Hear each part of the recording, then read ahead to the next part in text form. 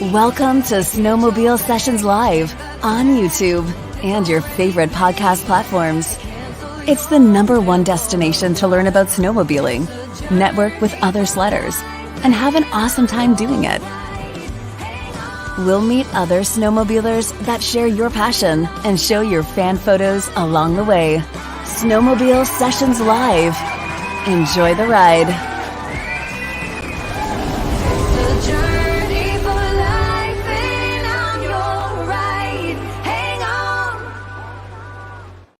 This episode of Snowmobile Sessions Live is brought to you by Energy Power Sports. They're Oakville's full-line BRP dealer with sales and service to all BRP models and so much more. Energy Power Sports always has the fun in store with a wide selection of clothing, parts, and accessories for all your power sports passions. Make Energy Power Sports your source for Can-Am off-road, ATV, and side-by-sides. Can-Am on-road Riker and Spider, including the sporty F3S. Sea-Doo watercraft and Switch pontoon boats, and Alumacraft fishing boats powered by Mercury Marine. Put yourself on a Manitou pontoon or a Widescape stand-up snowmobile. Energy Power Sports is the home for Lynx and Ski-Doo snowmobiles for the entire family. Do you feel the energy? Energy Power Sports, 879 Cranberry Court, Oakville, Ontario, or online, energypowersports.ca. All right. Welcome aboard, guys. We got Jacob Masser over here co-hosting tonight and Ryan Greenwaldt from C&A Pro Skis. Welcome aboard, Ryan. Yeah, great to be here. Happy to be here. Yeah, awesome. Well, thanks for joining us. Ryan's actually out snowmobiling in the mountains right now, so we're lucky to pull him away. And he said his buddies, what did you say? You got 15 of you there? Yep, correct. Yep, we got a big Airbnb here. We're out out by Togedy in Wyoming. Snow has been it's been good. Hasn't been obviously hasn't dumped 2 feet of snow overnight every night like everyone dreams of, but definitely keeping us Minnesota Flatlanders happy out here. That's for sure. Now, you ride more flatland, would you say, than you do mountains? I like to. I don't know. It seems like I always having sleds. Me personally, I've always had a mountain sled. It's where I like to go all the time. I'll ride around home when I can, but definitely I call myself a mountain rider. But guys from out in the mountains would probably consider me more of a flatlander. But yeah, right. It's the way it goes. So are you out there for work or play? Are you out there? Yeah. So this whole group I'm with now is all from my hometown and in Minnesota. But while I'm out here, I'm also going to be meeting up with some of the pros that we work with on the C&A side. So I do a little bit of double dip in that way. It helps works out instead of me doing 20 hours in a pickup by myself. It allows me to meet a few buddies out here, and then when they make their way back, I go ride with some of the pros and make sure I always have that personal connection with our riders and get some content. That's pretty awesome. Oh, I follow you on Instagram and you look like you're having too much fun. It's definitely a fun job to have. I've been very grateful, very fortunate to be in something like that. And Allison and Nancy and the marketing and social media, and they kick butt, and they do a great job of keeping the content going all the time. And I guess I get to be on the fun end of being out helping get that content. So that's awesome. So how long have you worked for C&A? Like, tell us about you and your connection with C&A and where it all started. Sure. So it's kind of different, to be honest. So I'm about a year in. So I'm the brand manager, sales manager. So I oversee all the distributors and dealers, all the athletes, kind of the day-to-day operations. And I'm actually a farm kid and who just likes snowmobile. And I went to college for agriculture, double majored in the U of M up by Crookston. And I'm sure some of the people watching, or maybe you guys yourself have heard of the Millennial Farmer on YouTube. As a fairly bigger dude. His farm is only about 40 minutes away from my family farm. And about 2 years ago, almost 3 years ago, it was basically I know someone and connections were made to where a new product for our sister company, May West, was coming out and wanted to do some video work and some kind of get some content for this new product.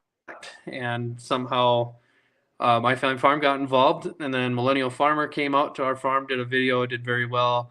And I guess I must have did somewhat of a good job, I suppose. And then, yeah, about 2 years later, ironically, I was in the mountain snowmobiling, and I get a message saying like, "Hey, we're looking for this position with C&A," and well, here we are.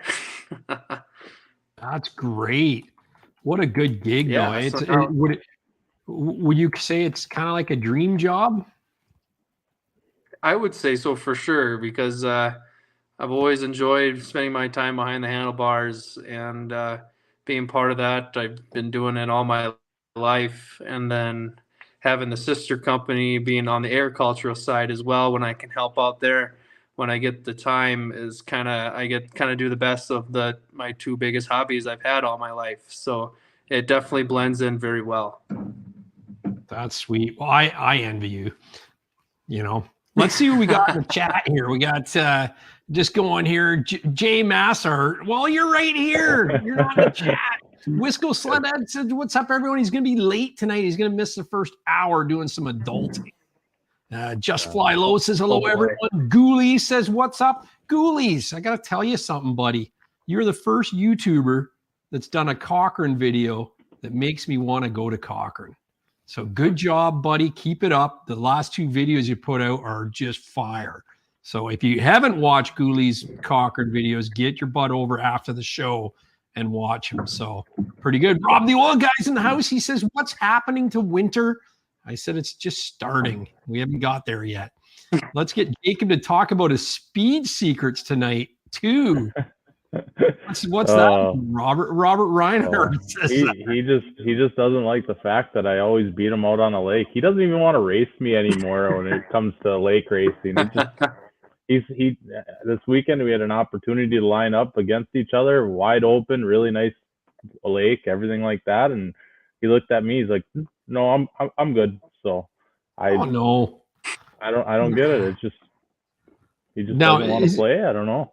Is he on an 850 too? No, he's on his 16 Blizzard. Okay, yeah. I wouldn't want to race you either then. Come on. Yeah. Even he raced me one time when I had an 800. He had he had a 600 STI. We raced one time.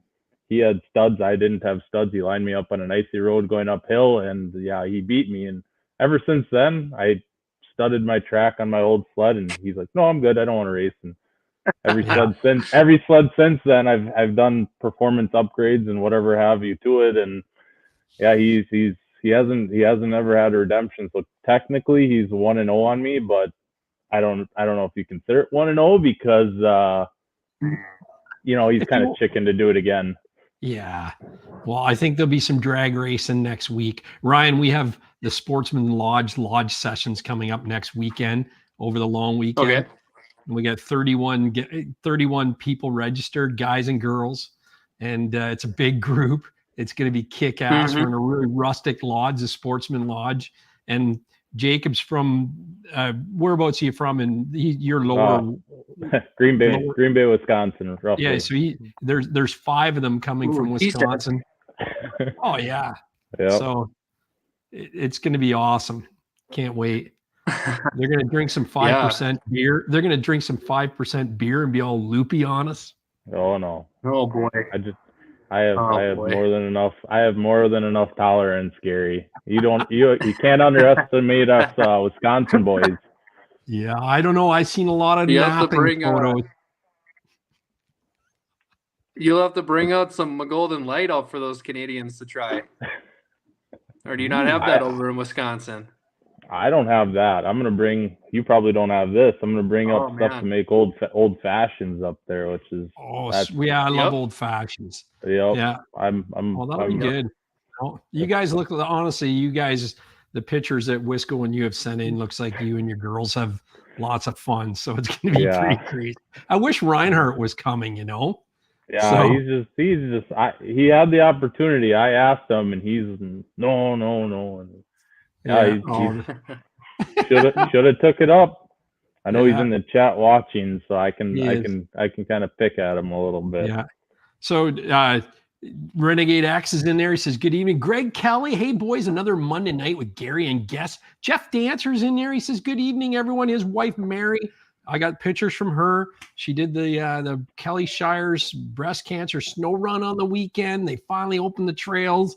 I guess they had a blast. Everybody loved the big check.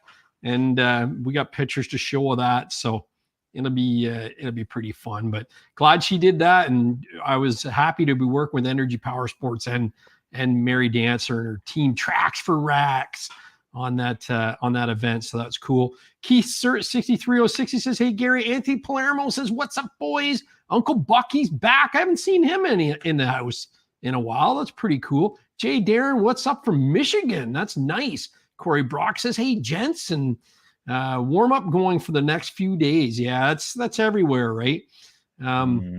Bobby O, hey fellas, just got back from Buckhorn and rode 100 miles a day. Good for riding, and now he needs a throttle. Denon Oosterman says, oh, hope this weather isn't as bad as they're calling for. Greg Kelly, what else? I seen that, what do we got? Brian from Slush Lake. We call that's from Lake Nosbon saying we call that lake a different name every time we talk. It was slushy when we were there last, so it's got to be really bad now. Actually, they're getting cold, so yeah. You know what? Throwing sparks. We got some pictures from him coming up.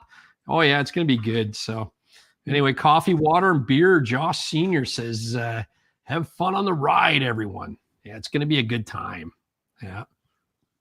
Oh yeah. We'll get to more. If you guys got any questions for Ryan, then by all means let her fly. Ryan, tell us a bit about C&A Pro Skis. We got some pictures from you, but give us your rundown. Yep. For those that may not know what C&A Pro Skis are, right? Right. Yeah. Right. So long story short, I mean, if you have a snowmobile and you don't got C&As, you need them, right? I mean, that's just the most simple answer, right? But no, C&A started back in the 90s with a guy named Dale Cormican, the late now Dale Cormican, legendary snowmobile racer, engineer, innovator. He's actually in the Snowmobile Hall of Fame. He was kind of the first one that pioneered the plastic skis on snowmobiles back when everything was still metal, right? So obviously really took off in the racing circuit because that is where Dale had his heart. And we still continue to do a lot in the racing world to continue to dominate and try to dominate that market. And then since Dale, flash forward and here we are 20 plus years later, we got skis that cover every section of riding. Whether it's from the trail to the races, to the mountains, to your crossover utility end of things, and kind of making different applications of skis for all the applications of riding. We're based out of Hutchinson, Minnesota, where we call home, and been fortunate enough to get some snow this year. We make everything in-house.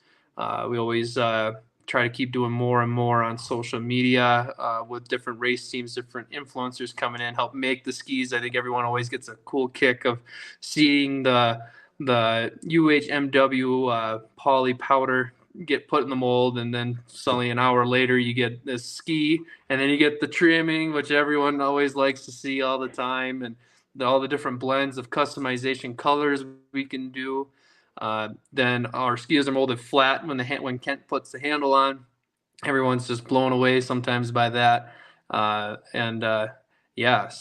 and kind of backtracking a little bit, the skis are made out of a UHMW poly, which is the most durable poly you're going to get around, which for some of you aggressive riders out there, I think everyone can openly admit no one's perfect. You're going to hit something someday, but always making sure you're taking home that durability and making sure your sled's performing the way you want it to. Yeah, that's pretty wild that they actually developed the plastic ski. Has there been much change? Like, does a ski change year to year? Are you constantly engineering it, or is it something that you've got it perfect and why fix it? Right. Yeah. So I wouldn't say every year we can't change things all the time because we have a mold. The molds are pretty intensive to go around. But when we make sure we do come up with something, we know it's going to work. We know what's going to perform, and we know it's going to be what that end user wants. So yeah, we got several different models right now, and going into the future. I mean, we're always looking at ideas. We're always looking at what's the next step, because sleds from say 10 years ago, 5 years ago, act completely different than they do now. You can't tell me that an old I personally have an Arctic Cat, so that's why I'm going to bring it up. But you can't tell me an old M8 of the old Firecat chassis handles complete different than now an Ascender chassis, which soon will be becoming the Catalyst chassis. They handle completely different, or from a Pro Ride chassis Polaris to now the Matrix, or a Gen 5 new Boost Skidoo back to when the Renegades were around. So it's not something, you can't just sit on it forever. You always got to keep ahead and stay on top of your game. And so always looking at the next step. And then when we do release something, we know it's going to perform well. Yeah. Do you change color? You must change colors almost yearly to keep up with the trends though, right? Right. Correct. Yep. So we got 15 different colors. And some to match obviously with OEM, and it seems like OEMs always come with some fun color combos every year. I'm sure we'll be looking at adding colors this upcoming year. It's just working out the different pigments and in the powder itself and dialing it in. And so we have our 7 base colors, and then we have the other be 8 with a hot pink, but normally 14 different custom, or another 7 custom colors. The only reason why hot pink is kind of that half because we don't offer a hot pink handle. So, but you can get the hot pink ski. That's pretty cool. Should tell my sister to get that. She's got some hot pink backers on her sled right now, so that'll just go perfect. Oh, that's cool. It would. Absolutely right. Yeah, I guess they were sold out of hot pink when Jacob was ordering his, because he went with black and yellow instead. So. Yeah. Oh yeah. Yeah. Darn the luck. Probably match that Skidoo. Yeah. Jacob, how long have you been running C&As for? Is it pretty much every sled? Like, I've seen them a lot in your photos. I was gonna say I've been running them. I didn't have them on my very first sled when I first got into the sport and stuff like that. I ran the stock 5.7s off of a Skidoo, and then the following year I ended up going into my 11 XRS that has been long gone by now. But I switched to C&As there, and as soon as I made the switch, I can tell you right now, I don't ever want to go back. I like the ability of knowing that I'm going around the corner. Where I point the skis, it's going there. It's not going to scrub. It's just going to go. So I know some people like that whole scrubbing thing and whatever. I like the predictability to know that if I'm turning, my sled's turning. If, whatever it does, it's going to do. So I've played around with the different sizing of them, and I've kind of come to love the XCS. I'm 95% trail. I do a little bit of playing around in the ditches and stuff like that, but even at that, I know they're more of a crossover ski. They, to me, work beautifully on trail, so that's where I've kind of found, and that's the one I'm going with. So yeah, for sure. Brian Groves asked, he said, with your more durable ski, does that negate the need for ski savers? Ski savers is that the thing that kind of sits by the carbide? I guess I'm just want to make sure I'm getting the whole question on it. I think so. I think that's the little, like the flat piece of steel that's usually before the carbide to keep the fronts from wearing off. Right. Yep. Like your skis are pretty thick, right? You'd have to run them pretty hard. Yeah. You'd have to lose all your carbide first, and I was gonna say that's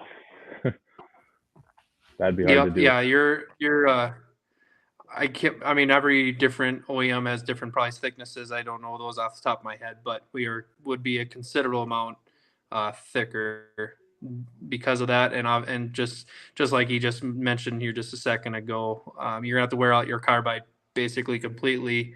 Granted, your ski alignments, right? You're like your rubber and everything's still in decent shape. Yeah, you're gonna wear You have to go through the entire carbide first. Yeah. 'Cause Ghoulies your wants to center know if keel you will have sit any lower than the outer. Yeah, Ghoulies wants to know if you have any skis there so we can see the style. I don't think he does because he's on holidays. He's actually snowmobile, but we have photos. I don't think we have all the photos, but maybe if we get time, we can look them up on the web, and I can share that. Yeah, like, absolutely. we have that ability to Yep. share screen if there's anything you need me to show the fans. So, For sure. Bobby O says maybe the left yeah. carbide will be gone first. From road running. Just go on the other side of the road then for a little while. Yeah. We had a very thin base on Sunday. It was really soft. It was like 4 degrees.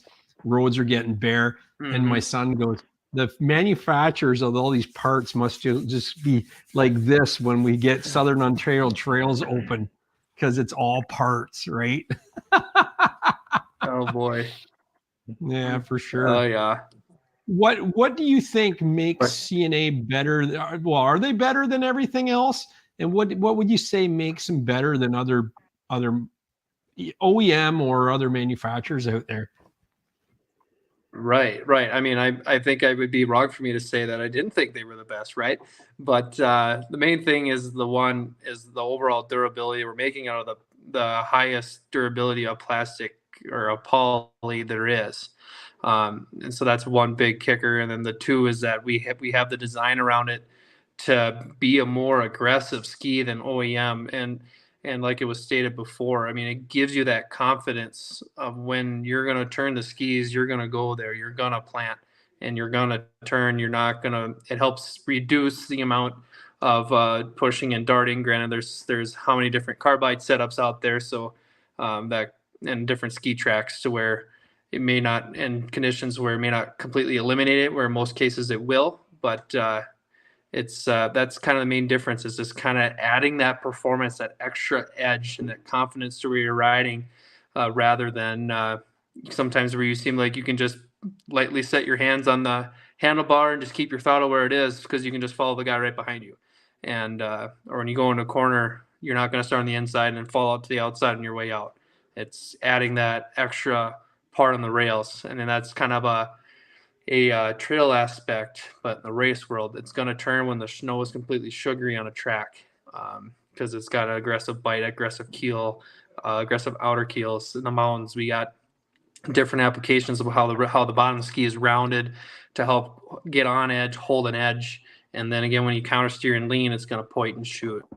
And then to our flotation skis, for guys who are the big fishermen in the wintertime, pulling your fish houses out in the lake that are always sometimes can be blown over, where sometimes it's crusty and you fall through, but making sure you stay afloat, or guys are hauling wood out of the woods in the wintertime. Just kind of getting that extra performance in every application of snowmobiling and giving the people in the end the confidence of that. And then secondly, also having that extra durability with it as well. So you actually make utility skis as well? Yeah, it's called the MTX. It's our widest ski we got. It's 8 inches wide. The keel and the outer keels aren't overly aggressive on it, so it's not like you're going to get on it and you're going to see, your shoulders are going to hurt tomorrow, because that's usually not the case with that one. But yeah, it helps keep everything afloat for those heavier, wider 4-stroke utility sleds. Yeah. My son's first sled was an snowcross race sled. It had C&A's on it, and I had to take him off because they were so aggressive. And everybody was saying he's not going to turn those. He's going to be beaten like 3 or 4 turns because he's just he's like 10 years old, right? So yeah, our race ski is not necessarily a trail ski, and we will be the first people to admit that. And there's people out there that like that. They still use the XT because they want that really aggressive ski. But definitely the XT or the snowcross ski which that sled would have had. Yeah, it's definitely not a trail ski. How does a guy like like someone wanting to buy a set of your skis, how do they pick? Like on your website, is it clear what model they are? Like, or is it something where you guys get in touch? Yeah. Yeah. If you go on our website, caproskis.com, we got the different models. We have the breakdown, all the dimensions. We're really open. We even display the weight, the different widths, the depth of the keel, and the different applications of why the certain designs of why the designs are, or the characteristics of the ski is, we describe that to why or where those are used. So we got 2 different trail ski models. We got the utility model, the MTX, which can be used in mountain applications as well. Deep powder, the BX mountain ski, the race ski, XT, and we got a mini ski, and then the crossover ski as well. And then, like, if you're looking to buy, basically any power sports dealer in your area has access to our product. I can't firsthand see inventory levels of dealers, but local power sports stores are a great place to get. Otherwise, you can also order right off our website as well. Right on. What happens if you order the wrong ski? Like, what happens if you think, oh yeah, I'm gonna need the most aggressive because I'm so awesome, and they order the wrong one? Is that something where you actually set the people up with the right one, or how does that work? Yeah, we try to make sure we educate everybody or have the right resources available to when you are looking to purchase, to make sure you're confident in your purchase. We are more than willing if people want to call. It happens every day. People call in saying like, "Hey, I'm looking at these couple models of skis. I'm not sure which one I want to go with. Can you help me out here?" And then everyone has a different application. Everyone has a different style of aggressiveness, different setup for the sled, to where we are happy to help you answer those questions. Right on. So how many people work at C&A Pro Skis? So yeah, we're under a parent company called Pride Solutions. So there's a few businesses under the same roof. So we get some little between like May West and C&A, for example. Some people, we do a little bit of kind of work, kind of stack a little bit, but grand total of the whole company is right around 40 employees. Yep. Oh, cool. Yep. So small company, family owned. Yep. Family owned. Everyone's kind of your friend. It's not show up to work your 8 to 5 or 7 to 4, whatever your schedule is, and you go home. You have a personal relationship with everybody, and that's the way, in my mind, it's the way it should be. I like to know my coworkers. I like to have more of that personal connection, and that's just how I'm wired. And that smaller company, that family-owned company, definitely delivers that. And I think that also reflects into our customer service as well. Right on. Well, that's the thing. What do you? Go ahead, Jacob. I would say that definitely helps out with even the quality of product and everything like that. When I got my skis, I mean, I when I bought them from a snow show down in Milwaukee and stuff like that, from one of your many dealers, more than obviously.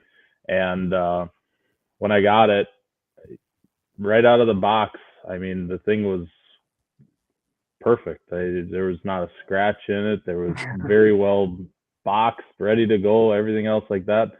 The only thing that I didn't realize is I switched loops because it came all black. I switched my loops to yellow. I can't believe how hard that is to do. Like, there's a lot of tension there. It's a two-guy job. Points. And even I'll give props to either you two or anyone in the comments to point out the reason to why our skis are molded flat and why the curve is added with the handle. And if someone can, I'd be very impressed and very happy to hear if someone can actually give a fairly close to correct answer. Obviously, I'll explain a little bit more after a few minutes, but I think it's a fun talking point to hear the different. Are you going to put a T-shirt on the line? Are you going to put a T-shirt on the line for this? Are you going to put a free T-shirt? I'm sure we can throw in a hat or something for sure. A hat for the correct answer. Okay. Yeah, I bet you. How about that?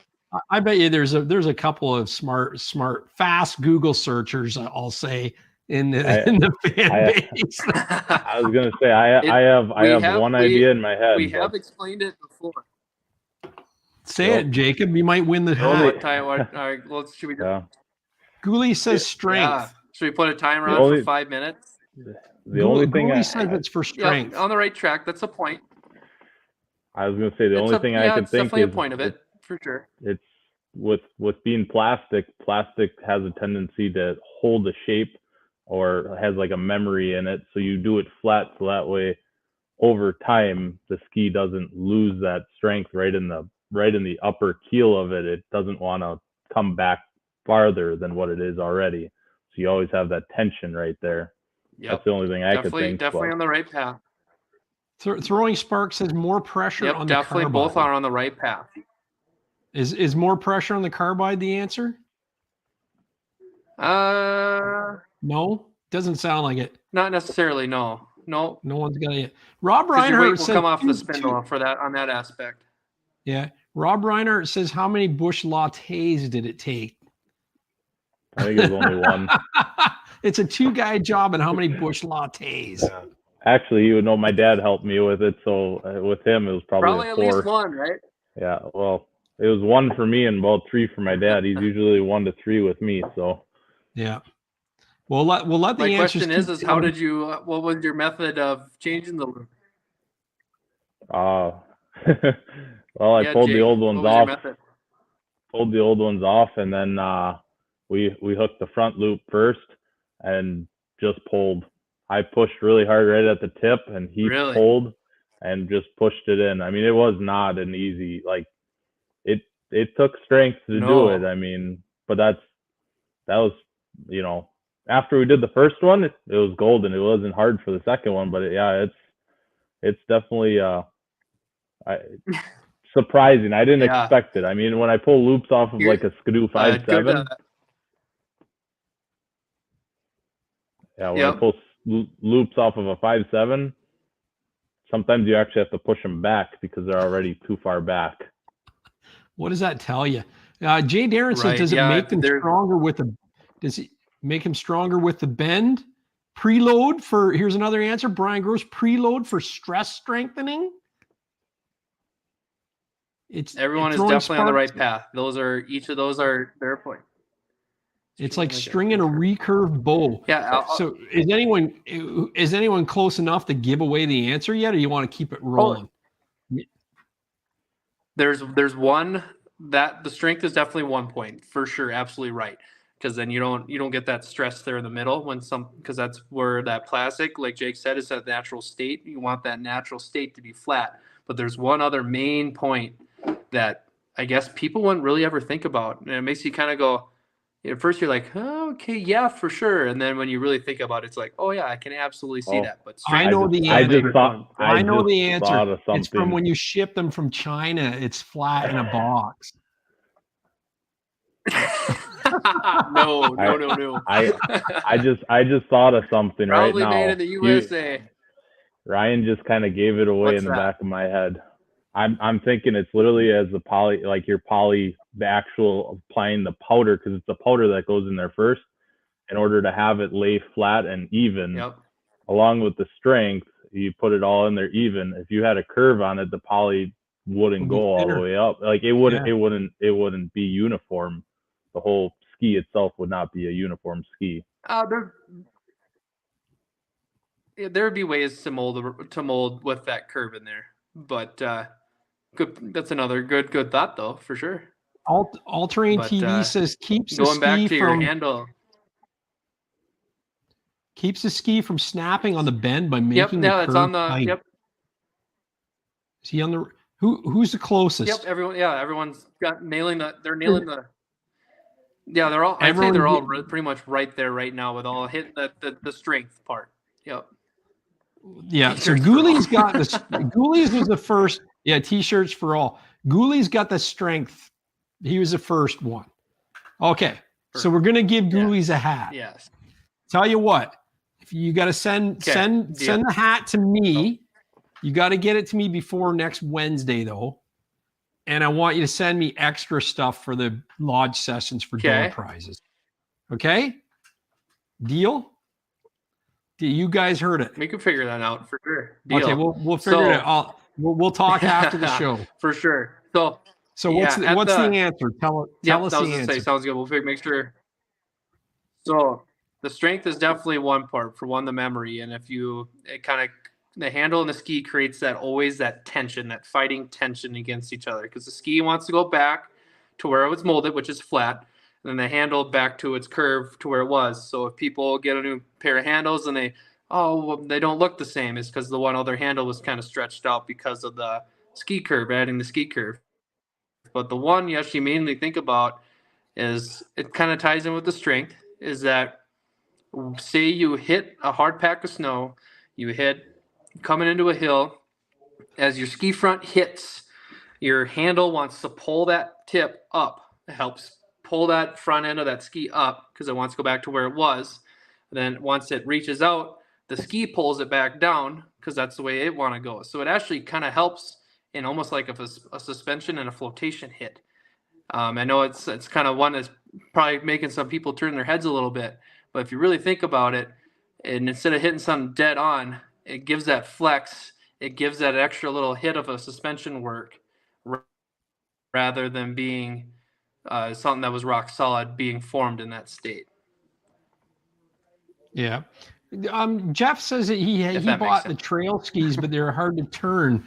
The ski pressure was insane. What do you recommend for someone that has that concern? Yeah, sure. So obviously, number one start could be something simpler as a carbide, going down a lesser of a carbide and get more of that pointed cutting edge in the snow. But you can also go simply with what wouldn't cost any money, is start playing with your suspension, especially mainly on your rear skid. Something simple as your limiter strap, you can loosen it out a little bit to make sure that more of a transfer weight's more on your skid rather than on your front end. You can play with your front end a little bit too, with how much it rolls, how much you're moving around. But going with a more aggressive ski, you do end up getting more steering effort. It's kind of one of those give and take a little bit, but certainly always willing to help and look for different ways to get it dialed into where that rider, or like this guy's case, to where he wants it to be. Nice. Yeah, I'd have to agree. Hopefully that makes sense. Yeah. Obviously OEMs make the skis easy to turn for everybody to drive, everything else like that. But with having them easier to turn, they don't bite as hard. And that's, like he said, it's a give and take. I mean, you're not going to get a stronger ski to bite harder without necessarily having a little more input to actually turn the ski. Because I know I have more input to actually turn it. But for me, that little bit, I mean, you might be sore 1, 2, 3 rides.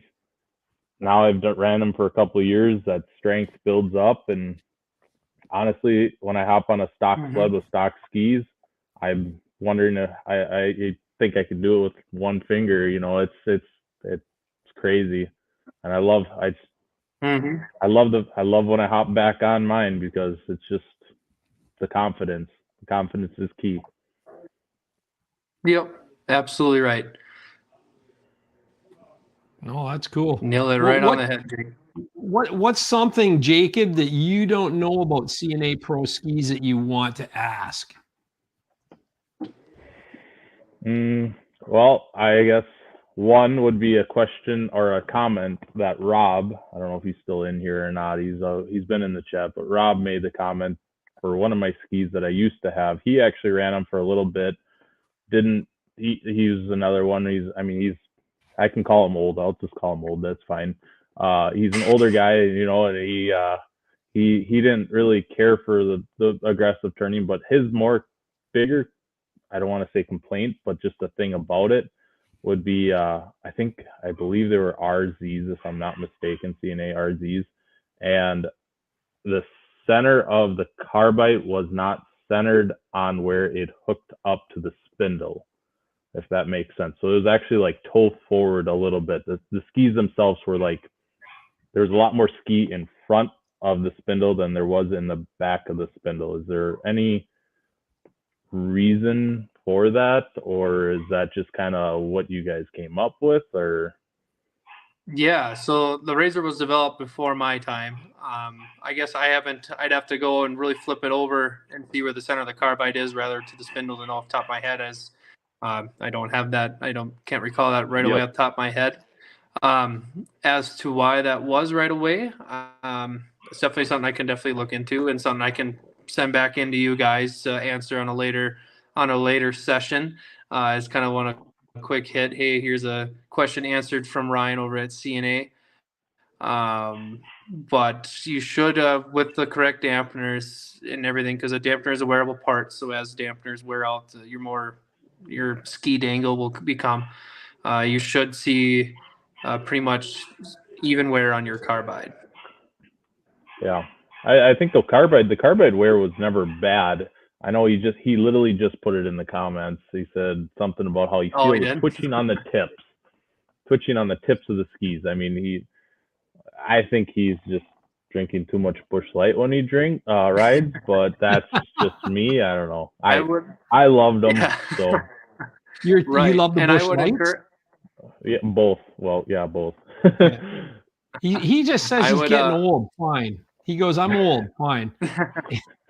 I would also encourage skis. When he said he felt twitching on the tips, he wasn't talking about skis. Yeah. Right. Now I would encourage them to. It's like, feel free, honestly, play around with your suspension a little bit. Seriously. I mean, some people are kind of scared of it right away. I mean, I am too a little bit, thinking, oh, I'm going to ruin my experience on this sled. But take small steps, dial it in a little bit, see if something pretty simple can make a world of a difference. So, yep. What do you recommend for carbides? Like, do you have your own carbides, or do you rely on Woody's and Bergstrom and all the manufacturers like that? Correct. Yep. So like Woody's, Subboy, Bergstrom, Snow Tracker, they all make carbides that fit our skis. The main thing is just to make sure it fits our bolt pattern, because you can't buy a carbide for a Polaris or Skidoo, Yamaha, Arctic Cat. Those bolt patterns are different than ours. And so you just got to make sure they fit our bolt pattern. We carry some Woody's and Subboys in-house at C&A. You can order it off our website. But obviously, Bergstrom, Triple Point, are different dual runners, or the Snow Tractors. You can get those in other places. But the main hitter is just to make sure it fits our bolt pattern. Otherwise, you'll be in for a surprise when you go to put them on. Yeah. And is that a way of tweaking the handling of them as well? Like, is that you buy the C&As for strength, but for the steering, that's another thing that you use carbides or suspension to fine tune that. Yeah, absolutely. Yeah, I mean, your the bottom of the ski design, or your keels and outer keels make a difference in turning for sure. But a carbide is like the icing on the cake. It's kind of that final thing, because that is the most deepest part of the ski is your carbide. So say you have a big 9-inch stud boy shaper bar where you got 9 inches of carbide on the bottom, and then you got your the shaper bars have like a, what is the right term, concave or convex little corner into it. So as you go into a side bite, that whole 18-inch long bar or whatever it is bites as well, versus like say a round bar that's just got that rounded edge, or versus a dual runner to where you're going to really eliminate some of the darting, but since you have two different contact points on the ski, that kind of spreads your weight out to where you're say the pushing on some cornering could be different. I mean, carbides can make a world of a difference. Absolutely right. Yeah, and that's where you go, oh, well, I'm running a 6-inch, it's too hard. You go to a 4-inch or whatever, right? Like it's go to 4. Yep. It's tweaking. Yeah, you go from I have a 9-inch stud boy shaper and it's way too much. Okay, let's go to like a 6-inch round or a 4.5-inch shaper bar. Let's see if that makes a difference. You know, there's plenty of different options out there, and they definitely will make the world of a difference. And you know, snow conditions vary, and that changes everything sometimes. But a carbide is definitely a great starting point. What when you go to a show, like a trade show, like you do a lot of shows, what do you find the people are coming up and asking you, like the people have never tried a different ski before? Right. Yeah. Like number one is, you know, what's the one for me, right? Different applications, and then everyone has a different interpretation of aggressiveness, right? So Gary's interpretation of I'm an aggressive rider to Jake's interpretation, I'm an aggressive rider to mine, I'm an aggressive rider. All those, they vary. So it's kind of making sure I'm understanding, or the C&A team is understanding, what exactly is this aggressive or non-aggressive nature of this rider. And I would say that's probably the biggest one. Hence why we like to put out a lot of information of each ski model to help give the end rider, the end user, kind of the great kind of make sure they have an understanding of what the different ski models they are. And especially at shows, I always make sure I bring all the ski models with, encourage people, take them off, hold them, check them out. Don't just, it's different sometimes looking on a computer screen or reading forums, reading reviews, than to actually physically hold the ski itself and know what it's like. And I'm sure a lot of power sports dealers also have them in stock too, and I'm sure more than all of them would be willing to let an end user see them for themselves as well. Well, I think it's something you do have to hold in your hand, right? I mean, it's something you do have to feel and see the thickness and everything like that. That's where it's good to be at a dealer or a trade show and see the product firsthand, right? Yeah. That's where it's right. Me absolutely. for sure.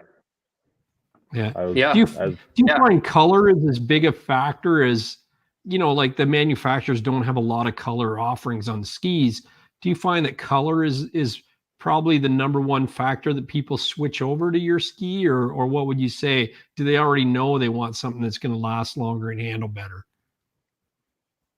Right. I would say the durability and performance is definitely number one, but having that customizability is definitely a definite huge plus. I mean, you can go mix 3 different colors into a ski to match the different accent colors with your sled, or if your sled's wrapped, if your sled's wrapped and the color scheme is completely changed to where you can really, in my mind, it kind of completes the look. It's definitely a definite plus. It helps give that more personalized feel or look. Right. Oh, for sure. Well, that's pretty cool. What else you got, Jacob? Yeah.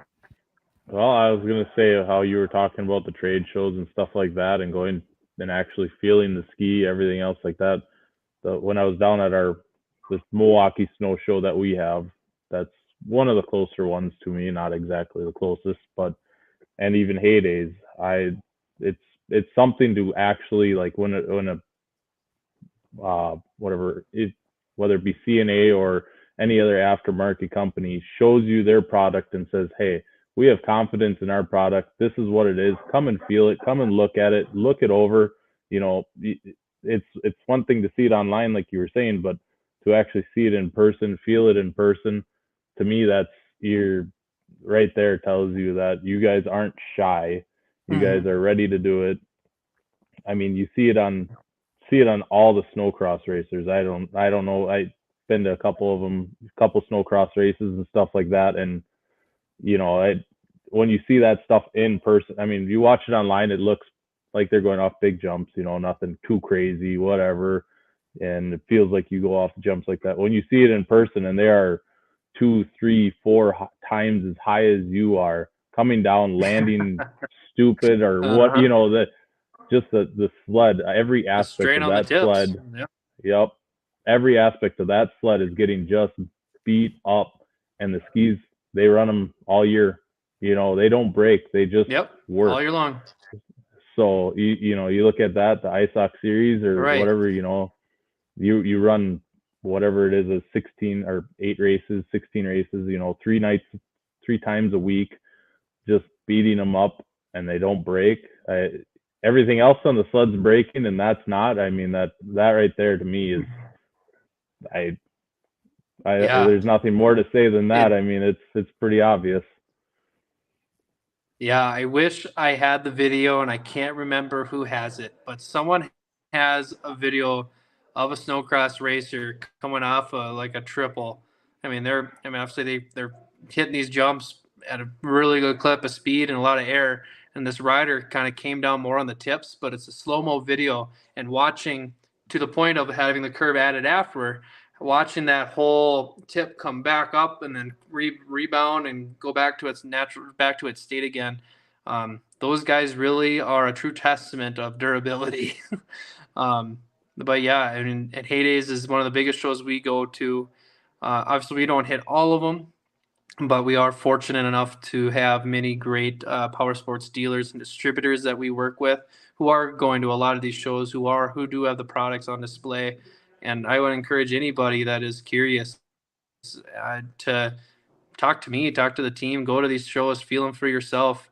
If you see them on the trail, I mean, that's one thing that's amazing about this industry is that everyone usually is very willing and very happy to help each other out. And definitely always wanting that personal touch with all of our customers. And that's how I deal with a lot of my distributors and our athletes is that I want that personal connection. I just don't want to, work out say they buy skis and, here's the skis, here you go. It's like, no, I want you to have that positive impact after working with us in the long run. So. Nice. Yeah. Oh, it's very cool. Mike's got a really good question if you want to put that up, Gary. Which one? About the hard to buy the ski if you're not sure if yours when yours are okay?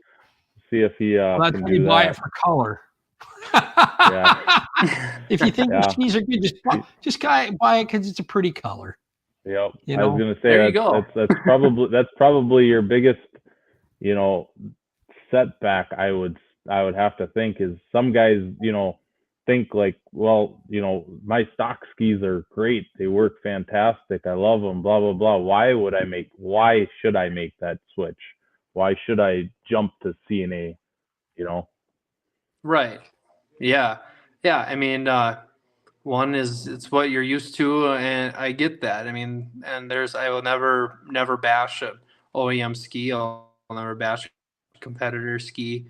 If it works for you, it works for you. Right. But the main difference you're going to get is I always tell people to kind of think about different scenarios when you're on a trail and how I kind of said earlier on in the show where you just hold your hand on the throttle because the sled's going to steer itself falling behind, or you go into a corner and you go to turn, but your sled pushes all the way out to the outside. Thinking of those little instances that happen throughout your season of riding and think about how much more that will end up getting reduced. Or say you wear a carbide out a little too far and suddenly your keel's halfway grounded off because you had to go across the highway maybe a little too much, and it's time to replace it. So well, now here's a good opportunity to up some performance at the same time. So I guess those are some main points. I always tell people kind of just think of different scenarios when you're riding or the next time you go riding. Just kind of be aware. Think of different scenarios or watch for them as you go. Is it something that you find most of the buyers are on a like a 2 or 3 year old or older machine, or are you equally popular on brand new? A guy like Massart spring orders his 850 Gen 5 and the first thing he does is throw a set of C&As on it. Like, where do you find that you sit from a market standpoint? All the above, in all honesty. We'll have guys. Oh yeah, all the above. Yeah, I'll have guys calling in all the time. They're buying the old XLT triple wedge chassis Polaris, and they're wanting to get that kind of complete the look and get the performance at the same end, or an old MXZ Skidoo or all that. And then a lot of times, and since kind of the wait time of new sleds kind of have been upon us the past couple of years, hey, I just got my sled. I'm supposed to get it here in a couple months. I just make sure I want to get my skis up to the front door as well. So guys thinking well ahead, and that actually really helps out where kind of planning ahead and having all the parts before the sled arrives, just in case some unexpected lead times do come up. So yeah. Well, here's something here. You guys should make one ski that fits most vintage leaf spring sleds, that uses an easy to come by carbide, have a few holes for different length springs, and people will buy them up. You make stuff for vintage sleds? So it's actually kind of funny because we were actually having this chat with some people at the office about some old leaf spring sleds. And I actually have a couple myself. I got an old John Deere and an old Polaris that were leaf spring sleds. So we don't have any mount kits.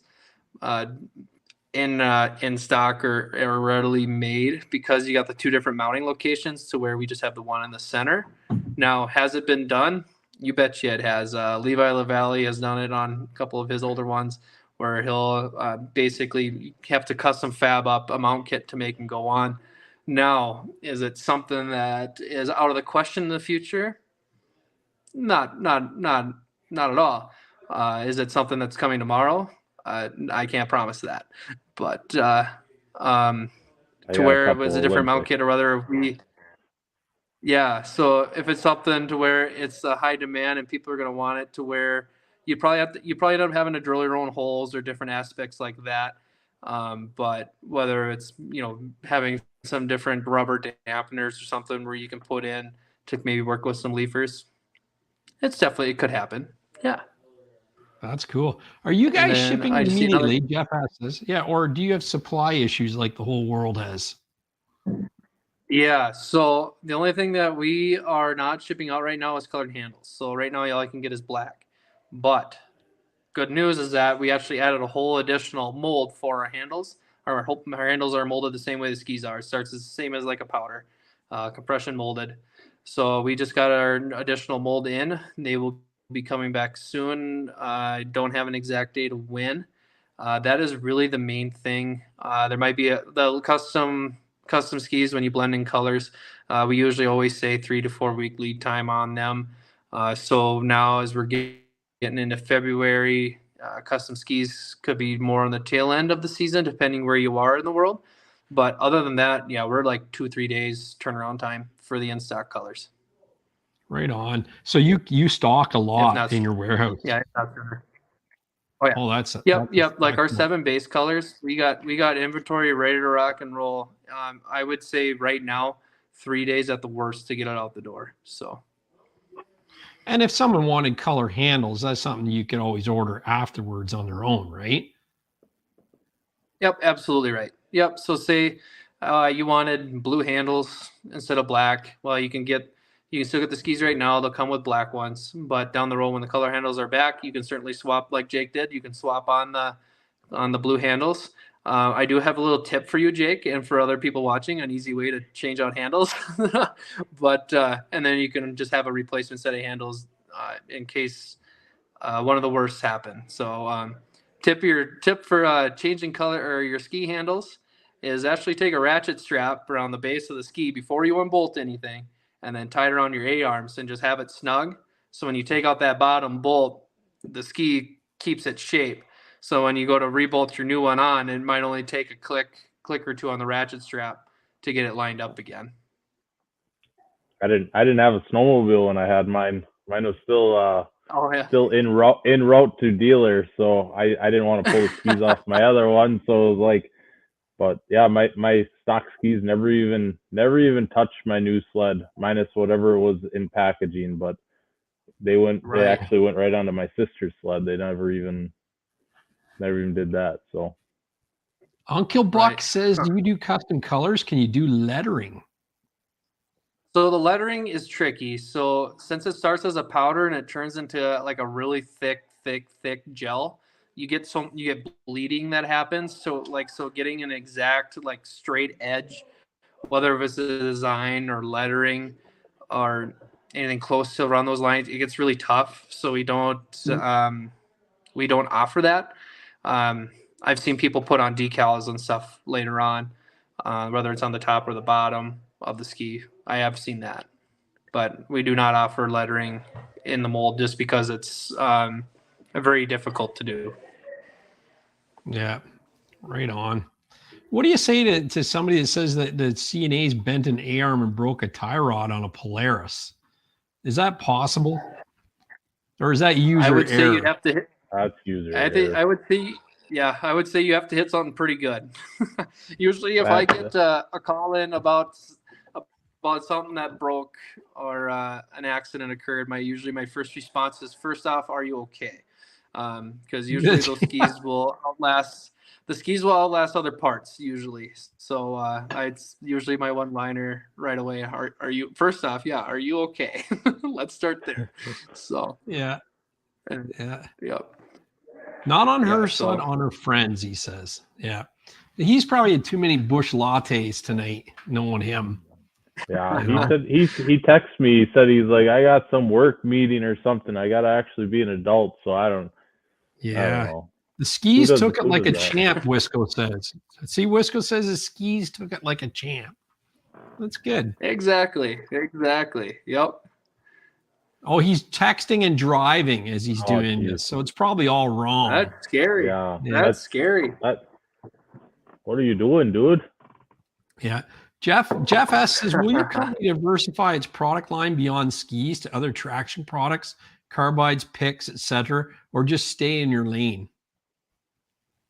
I don't think it's anything.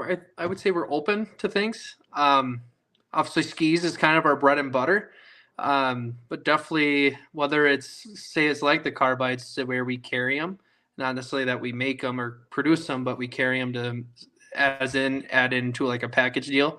Could definitely be something down the road.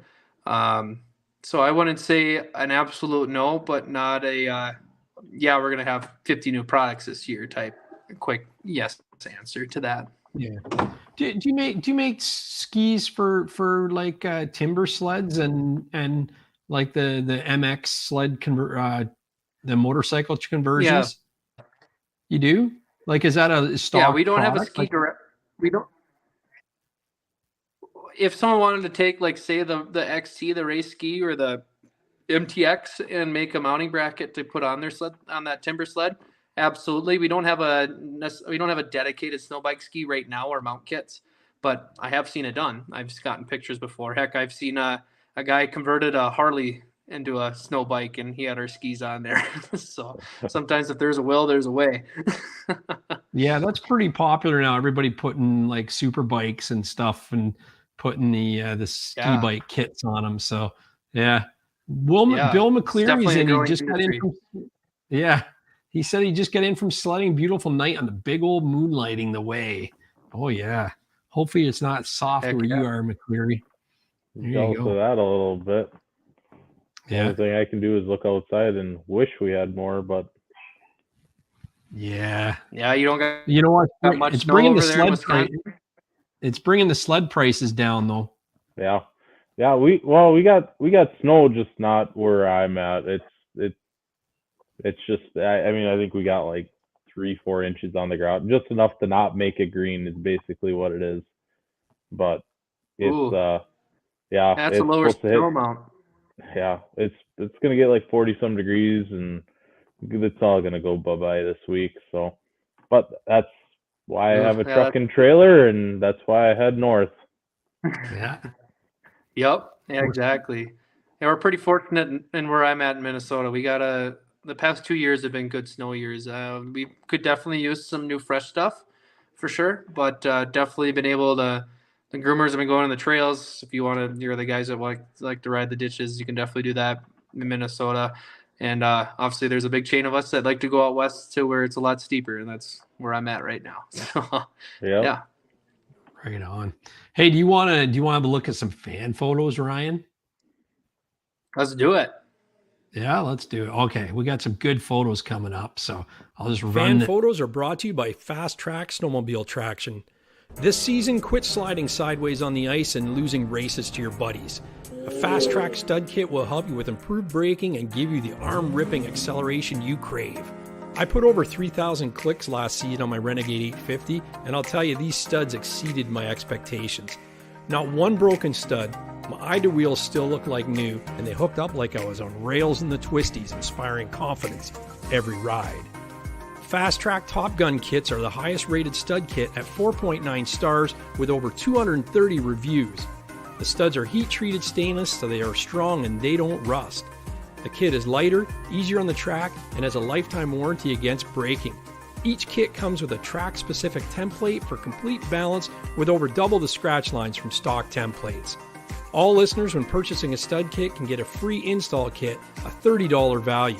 Visit fasttrack.co, add both products to the cart, and use the coupon code SNOW at the checkout. That's fasttrac.co. All right. Here we go. And that jacket that I was wearing in that video, that's from a couple years ago. I have to start wearing it again because my 509 jacket split, the zipper split, and I can't get. Oh no! I filled out 4 warranty things, and today was the 4th warranty thing on the zipper, so I won't have it fixed by the end of the season, unfortunately. But it's like minus 30. I was riding with Brian from Slush Lake, and I froze my nards off. It was crazy. So could have darn near killed me at that temperature. But yeah. Figured I'd ask if you had too much to eat during Christmas or something, but I where I hang him in the basement here, it shrinks everything, you know, especially around the mid. My tech vest is really tight in the mid area. Yeah. Brian from Slush Lake was kind enough to loan me his Ski-Doo helium jacket. Well, the helium jacket's meant for mountain riders, right? It was just a shell. Mm-hmm. I froze. I put the tech vest on the outside. My arms are so cold. I should have just wore the broken 509. I don't know. But on that video where I was installing the Fast Track studs, someone actually commented about why I'm wearing such a nice Ski-Doo jacket working around the shop. And it's like, well, now I got to wear it riding again, I guess. So I don't know. We'll see what happens. I think I actually got the exact same jacket you got that I use for like loading sleds, unloading sleds. You know, if it gets a little dirty, it gets a little dirty. Then I don't wreck my new one because I don't want to buy a new one every year. So. You know, I bought it at the Toronto Snowmobile show. I think it was from Energy Power Sports booth back way before I even knew them. And I think I paid $125 for it or something crazy like that. And it's still going strong. I was gonna say, it looks like I got that when I got my first sled. Like, actually bought my first sled at 18 years old. It was, I think, 2014-ish. Yeah, that's about when I got it, I believe. So. Oh yeah, for sure. All Terrain TV says, "Wow, I didn't know Fast Track studs are stainless. Aluminum wears out so fast, and that's why I don't even bother with studs anymore. They are freaking awesome." Stainless steel, they don't rust, and the way that they fit, like the nut rests on that backer is crazy how tight it is. Like, they don't bend and they don't get loose. And I was looking at Drew's studs the other day, and he's got the ones with the aluminum backers on them. Most of them are broken, right? They're not Fast Track, they're the other guys, because it was on the track when we got that sled. And his are all caked in ice and snow, so it's like every stud is like a ball of ice. And I thought, I wonder what mine look like. And I look at mine, and you can see every stud. Like that polymer backer doesn't, well, it's like your skis, right, Ryan? It doesn't hold, like the ice doesn't cake on it, right? So, yeah. So, like, it's just funny. I just thought, like, that's kind of odd. Like, he's like riding with golf balls on, and literally on every stud was like a big golf ball. And it's like, I look at mine and it's like, they're clean. Like, that's one of those speed secrets right there, Gary. Yeah. I don't think he doesn't have a problem with speed. It's is it your weight? We'll see about that. There'll be some drags. Yeah. Oh yeah, for sure. No, that's cool. But yeah, so that's my little spiel on the studs. And again, I've almost rear-ended a couple of people this year, and it's been like, whew, glad I got those, saving my butt. So Throwing Sparks sent this in during the show last week. This is a little bit of house cleaning we did. We had a really awesome, we had Thunder products clutching on Ryan, and he was talking about racing and ATVs.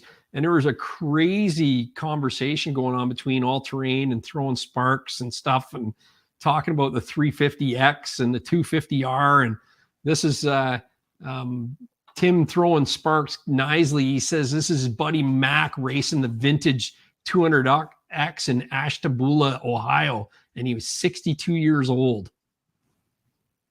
That's awesome. Yeah. I got to meet the Thunder guys at heydays. They were good. Yeah, group of guys. Yeah, good guys. And like I said, I haven't heard of you guys before now. So it They know their stuff. I love having people on like that really are passionate and know what they're talking about, right? Right. You know, there's another shot of it. Pretty wicked. That's awesome. And then Kelly Shires, the breast cancer snow run. I'll share a few photos that Mary Dancer sent in from the girls. This is Team Tracks for Racks. And the second one from the left there is Sherry Lynn from Energy Power Sports. She hopped on a sled and did the ride this year. You should see that color change I did on that sled, Massart. I did. I saw that on Facebook. Yeah, that looks sweet. I wouldn't do it to my sled, but it looks sweet. Yeah, pink ribbon on it and everything. So yeah, it was pretty cool. So, and we did $10,002.49 in the online auction and other donations that people have made. So even after the last show, we had another donor step up and chipped in some money, and that really pushed us over the top. So I thank you all for that. The auctions are fun. I love seeing you guys battle over items, and there's always a loser, but there's always a winner. Don't tell Wisco. I told him I was going to win that sweatshirt no matter what, and he didn't believe me, and I won it.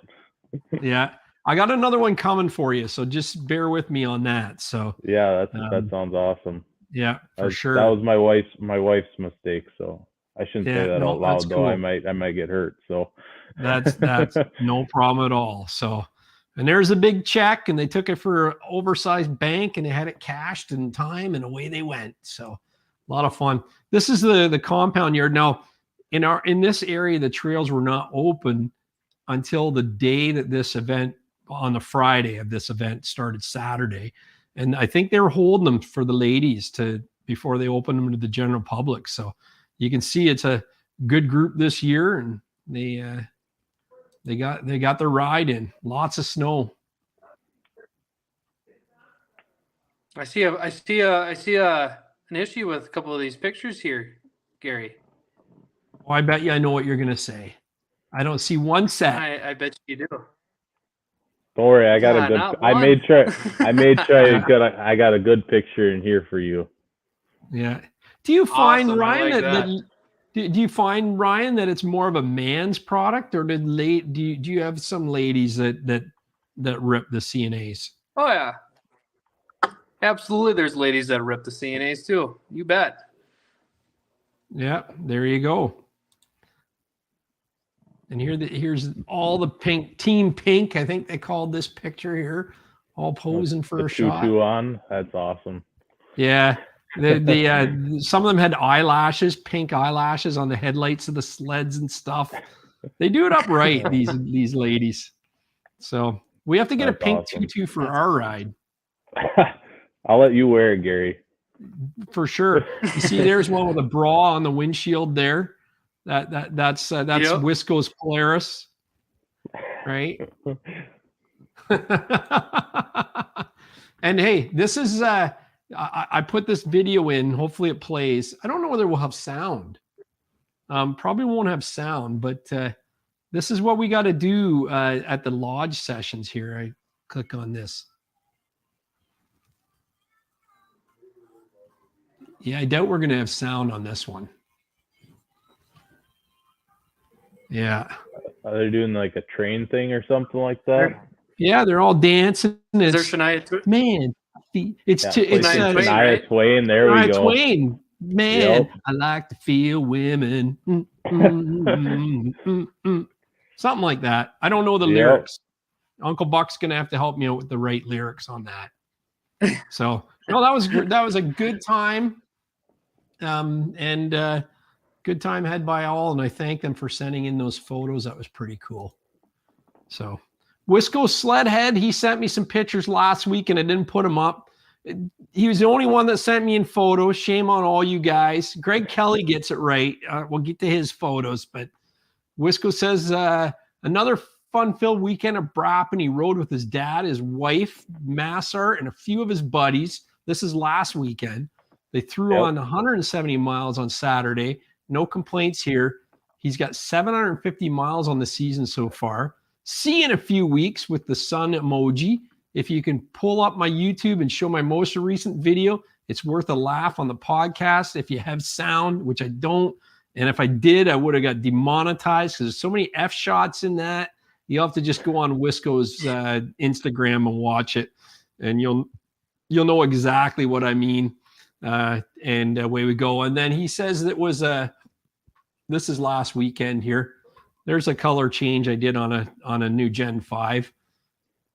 And, I helped out. There's the loops I did for him. Oh, is that right? Yeah, right yeah, on. Those loops are easier. I was gonna say I had to modify some loops off of a DS ski to fit on a 5.7. So slight modification. They don't look as fancy, but they don't make the Manta Blue for those. Even though I sent them many pictures of some black, like 2-color designed black and blue C&As. And I really did actually send him probably 5 or 6 different pictures saying, hey, these would look killer on there. And he's just like, well, I don't know. And they look good. I would have never known they weren't. Well, I guess they're not the blade style. So I wouldn't have known, though. They look really good. He says this was another awesome weekend of riding. He got to test out the wife's G5 yesterday and very impressed so far.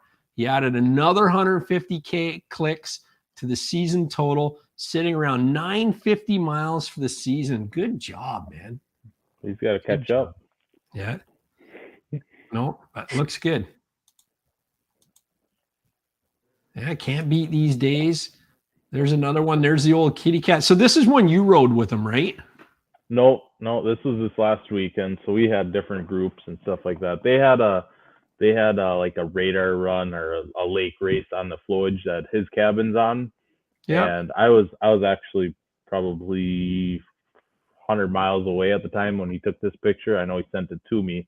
I told him to take note of the sled in front of him, the quality sled, but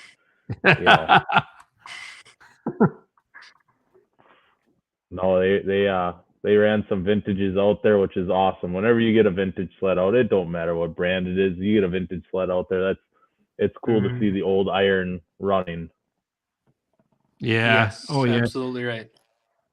I don't even know what year that one is with the headlight. Is that a 68? Like that? No, that would be like a 65, 64. Wow. That's early. The 68, I have a 68. Still a bubble nose, right? The 68. Yeah, that's a metal hood on that one. So that's where that's a rare bird right there. That's probably only like a 4-horse or 5-horse basically would be a Briggs & Stratton motor on it. I mean, they're pretty. It's crazy how far they came in a short amount of time back then, and you put them next to the new ones, and you're like, how the heck did they ever do this? So, yeah. Rob Reiner says I ran into Wisco on the trails yesterday. Yep, yeah, I had to come back yesterday for a baptism of my niece, so I had to dip out early on the weekend, but I know he went riding some more and around the area we ride and stuff like that, and that's kind of cool that he met up with him. He probably beat him in a race too. That Polaris was probably on the side of the trail or something like that. Yeah. Oh, for sure. Hey, Ryan, Brian Gross says, are the supplied rubber dampeners more robust, just like the skis? I would say they're more towards the OEM standard, just because they are wearable. They are a wearable part. You don't want to, if you get too, what's the right way to put this? If you get too stiff of a rubber, you're going to risk probably breaking some other parts where it's probably good to blow out a rubber dampener before something else. So they're more along the OEM, same like strength of rubber. Okay. Yeah, that's the thing. It's something you don't want to be too stiff because then you won't have the flex either, right? Exactly. Yep. Oh, peep the yellow there. Yeah, there we go. That's that lime green yellow.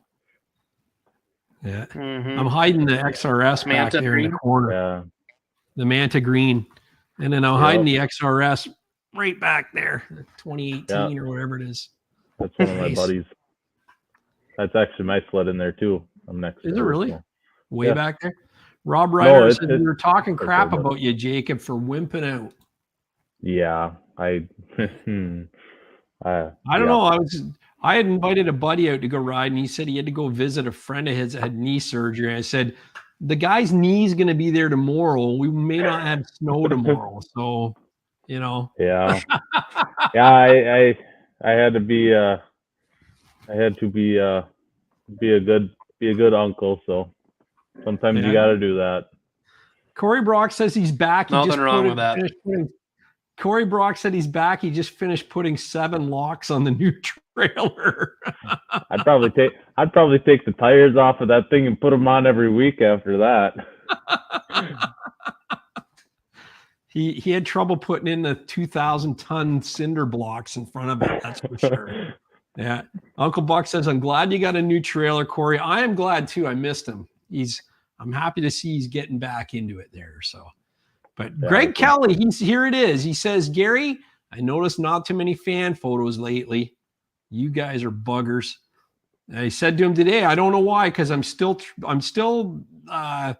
and like my engagement's really high still. I don't know why people aren't sending the fan photos, but I have had a few comments of people saying, where do I send them? And it's fanphoto@mudbrats.com. Fanphoto@mudbrats.com. So send them in before Monday at noon. Heck, send them in before Monday at 5. I don't care. That's what everyone does anyway. And we'll get you on the show. And make sure you send them in, especially now that we're not riding again. So you have lots of photos on your phone and stop and smell the roses like these guys. And he says, I noticed not too many fan photos, guess due to no trails open till the last week or so. If you want to use these, go ahead. He said the first photo is off a couple buddies, Frank Green and Paul Goulet, looking over Frank's new Expedition LE Ace Turbo. He really thinks they're looking for lost beer. Could be. That looks like a coffee in their hand to me. I don't know. That you know what I mean? Doesn't that look like a coffee to you in their hand? Yeah, that's kind of like a Pabst Blue Ribbon coffee, something like that. Get you up in the morning. Yeah.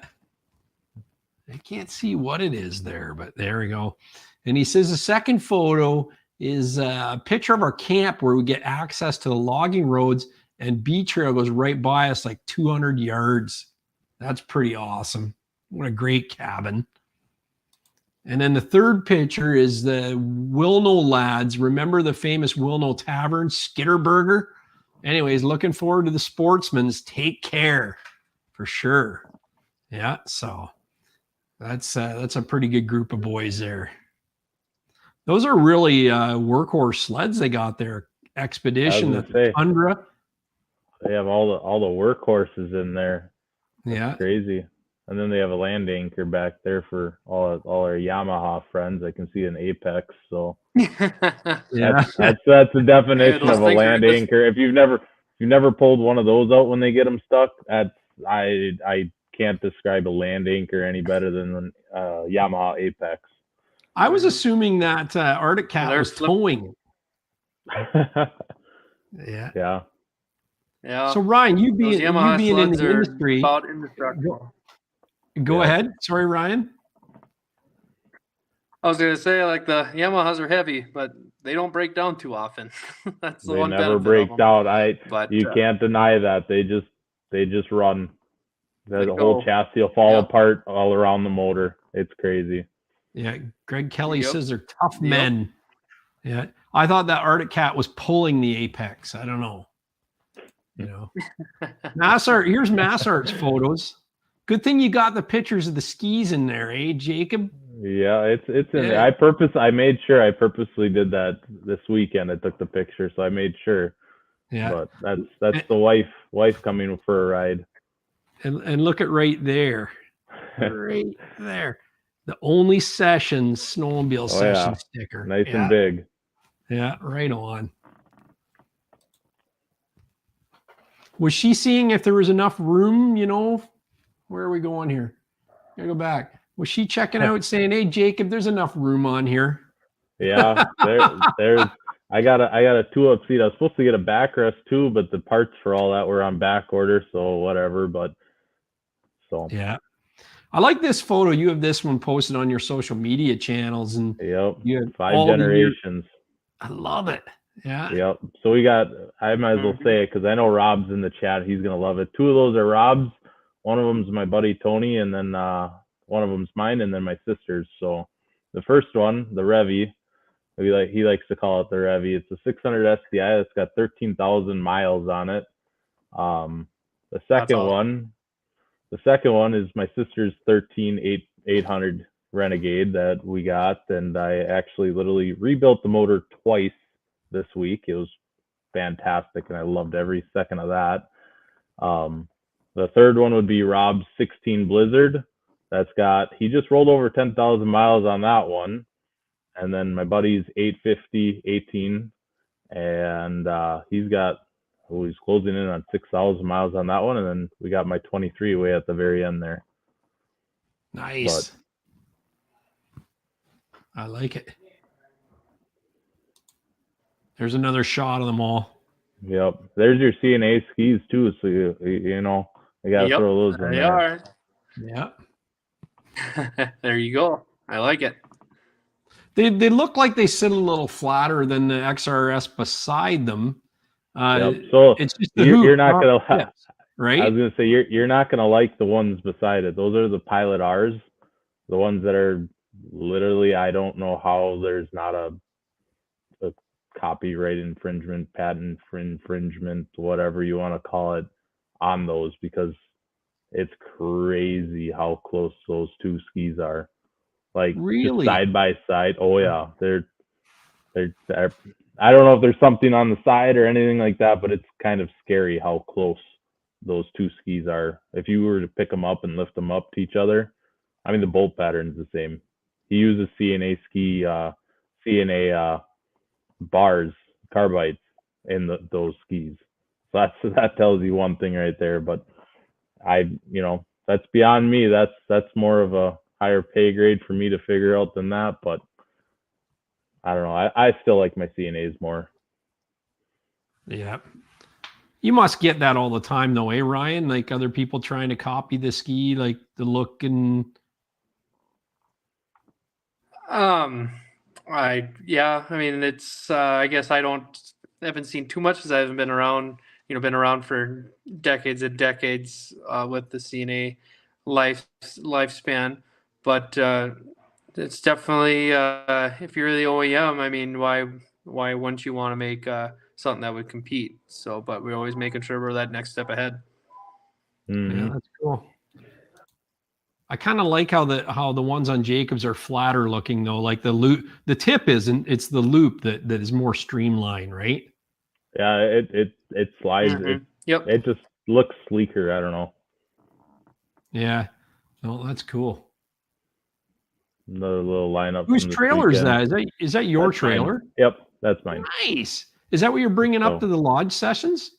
Yep, that's Sweet. that's the setup. It'll fit 5. We had 5 or 4 137 sleds in it and 1 144 sled in it. So it'll fit 5 137 sleds. So it's right nice. On. That's awesome. There's a good shot. There you are. Right there. Yeah. Bingo. Yep. What do you know about these skis, Ryan? Looking real good. They're the XCSs. Now, I know a lot about them. I just noticed here your handle goes over the tip on that ski. Is there a reason for that?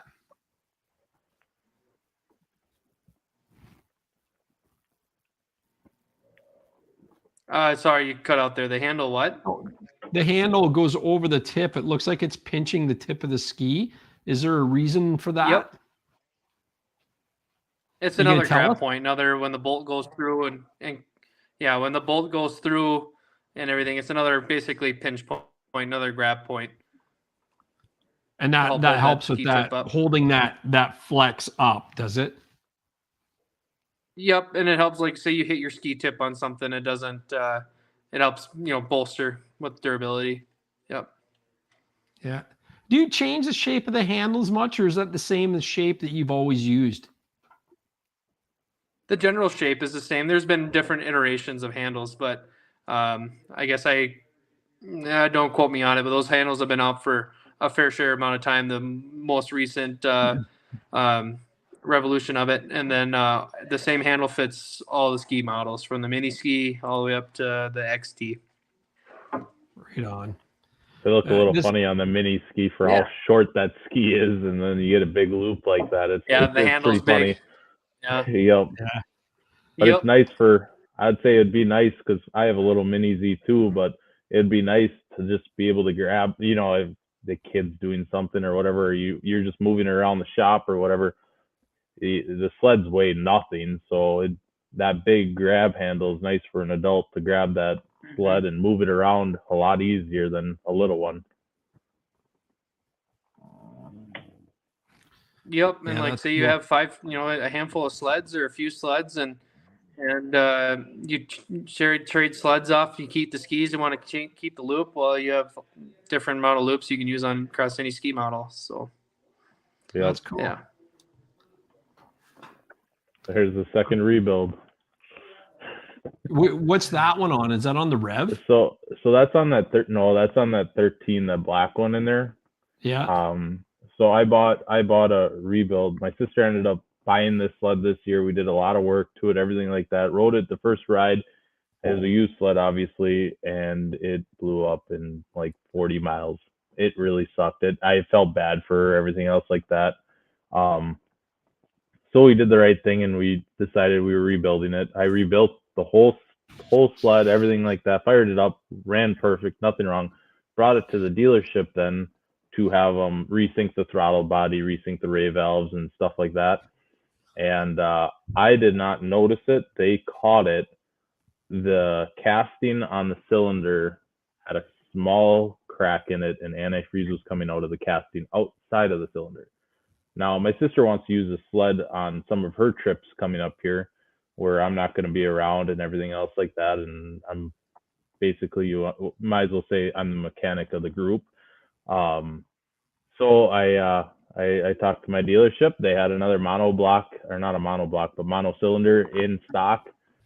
I took it basically, so I put it together a Wednesday night, brought it to the dealership Thursday morning, took it home Thursday at about 4:30ish. I started and I had it fully ripped apart, new cylinders in, everything like that. I fired it up by 8 o'clock at night, brought it to the dealership.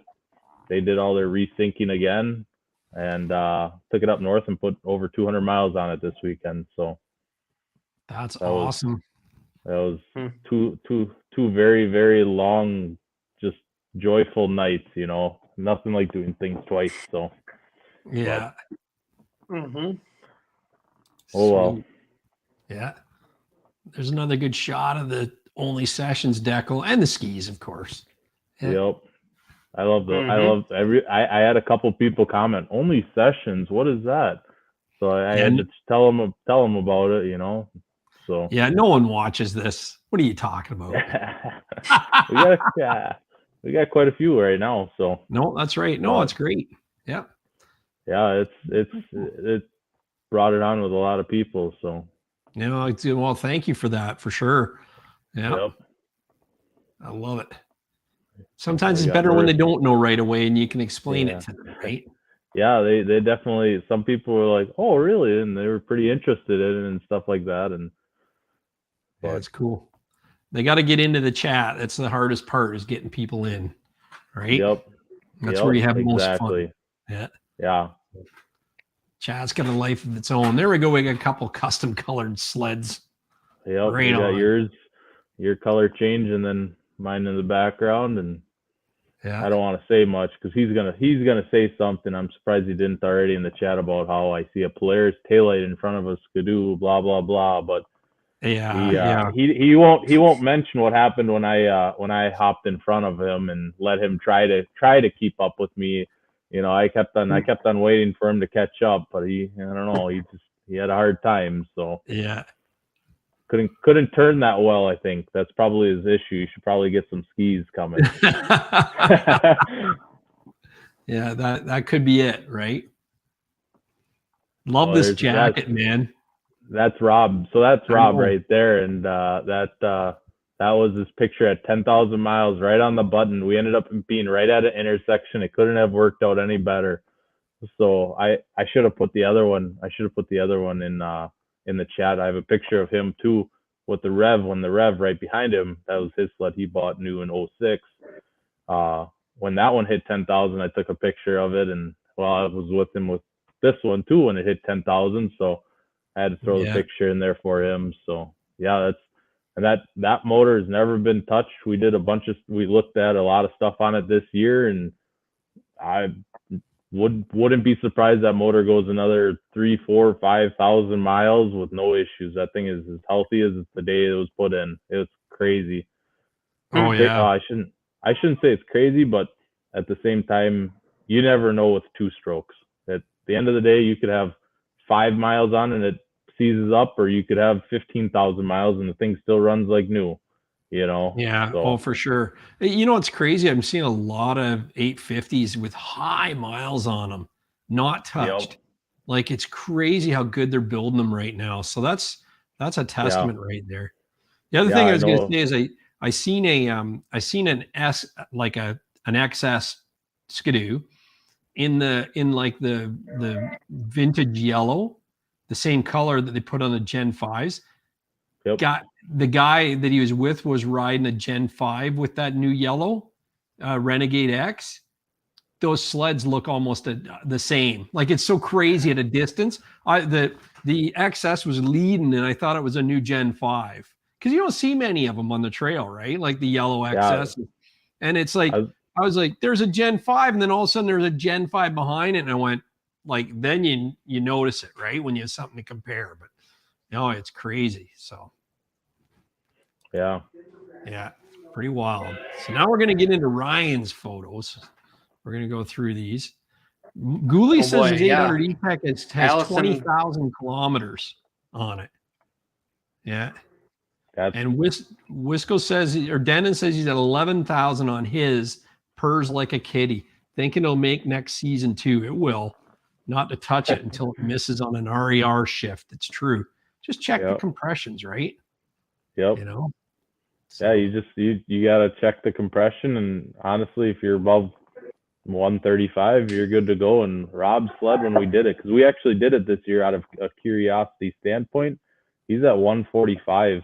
I just rebuilt that other one, and that one's at 155, 160. So I mean, to tell you that it went 10,000 miles not touched, and you still at 145 pounds, no scoring, no nothing.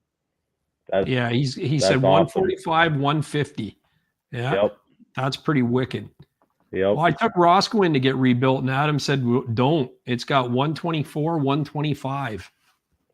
It's on a 600, right?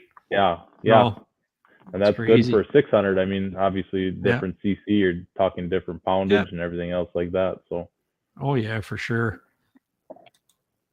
There we go. Oh, look at that. Ice fishing. Nice. Yeah. Yeah, so I asked Allison, our social media manager, and I'm like, can you send Gary some photos as I'm out here in Wyoming? So she sent a bunch in here. So this would be part of Clam Ice Fishing Group, based out of Minnesota. They have a big pro staff, big crew, and we're happy to work alongside with them. So here's an example of the MTX, or a utility ski, onto their sleds as they tow the portables and other fish houses and fishing equipment across all the lakes that Minnesota and a lot of the Midwest has. And so it's always cool to see when Clam sends us in some of these photos like that. And it's kind of a application that a lot of people don't even really think about too when you're in snowmobiling is applications like this one. Yeah, I didn't know C&A made them for utility like that. It looks like a shorter ski. I guess it's wider, so you get that footprint. Is that right? Can you hear me okay? Yeah, I can. Did you hear me?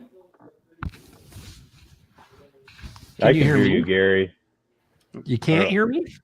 No, I can. I can hear you clear as day, Gary. Okay, perfect. Okay, sweet. It looks like it. Can you hear me now, Ryan? Can you hear him, Ryan, or no? Check one. No. Maybe it's my end too. I was gonna say, I think it might be your. I can't hear Gary. I'm hearing you, Jake. Oh, you're hearing me. He's just asking about the fact that skis look a little shorter, but if they're a little wider, if that's helping, or or I'll be the sign purpose? language and you can translate. Yeah. That's funny. Yeah. Oh, no, I can hear you, Gary. Oh, okay. No, I said they look shorter than what, say, Yeah, I think Massart's I can now. Yeah, so I'm letting it all come through. Yeah. Are they shorter than what they're still on the Massart back of the has? ski, so that's probably why you're Oh, okay. I hear you. Pretty cool. This is what I think I look like when I ride right here. That's Cody Polaris Cam, isn't it? On a Polaris too. I was gonna say that looks like Cody Cam, if I'm not mistaken. Yep, that was Cody. So how many wins? Yep. Do you know how many wins? Cam. Do you know how many wins C&A Pro Skis have in Supercross? A lot, all of them. I was just about to say all of them. That's awesome. All of them. Rob the oil guy like this shot too, right? See, Rob the oil guy should have sent me shots like this. You know? Yeah. So okay. Yeah. Here's a mountain application. I believe this was sent in by a guy I'm actually going to go meet this weekend.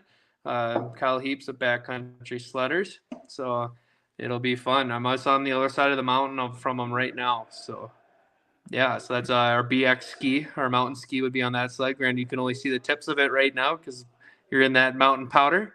But on a new Gen 5 Skidoo, that's actually a factory boost one as well. Nice. They work well on the boosted sleds?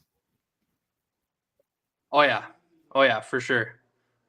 That's the same thing, same application with the mountain sleds. It's the BX is a much more aggressive ski, to where when you're gonna put in that input, it's gonna go where you want it to. It's gonna do what you want it to do. It's not. You don't see a lot of the pushing when you're on a side hill.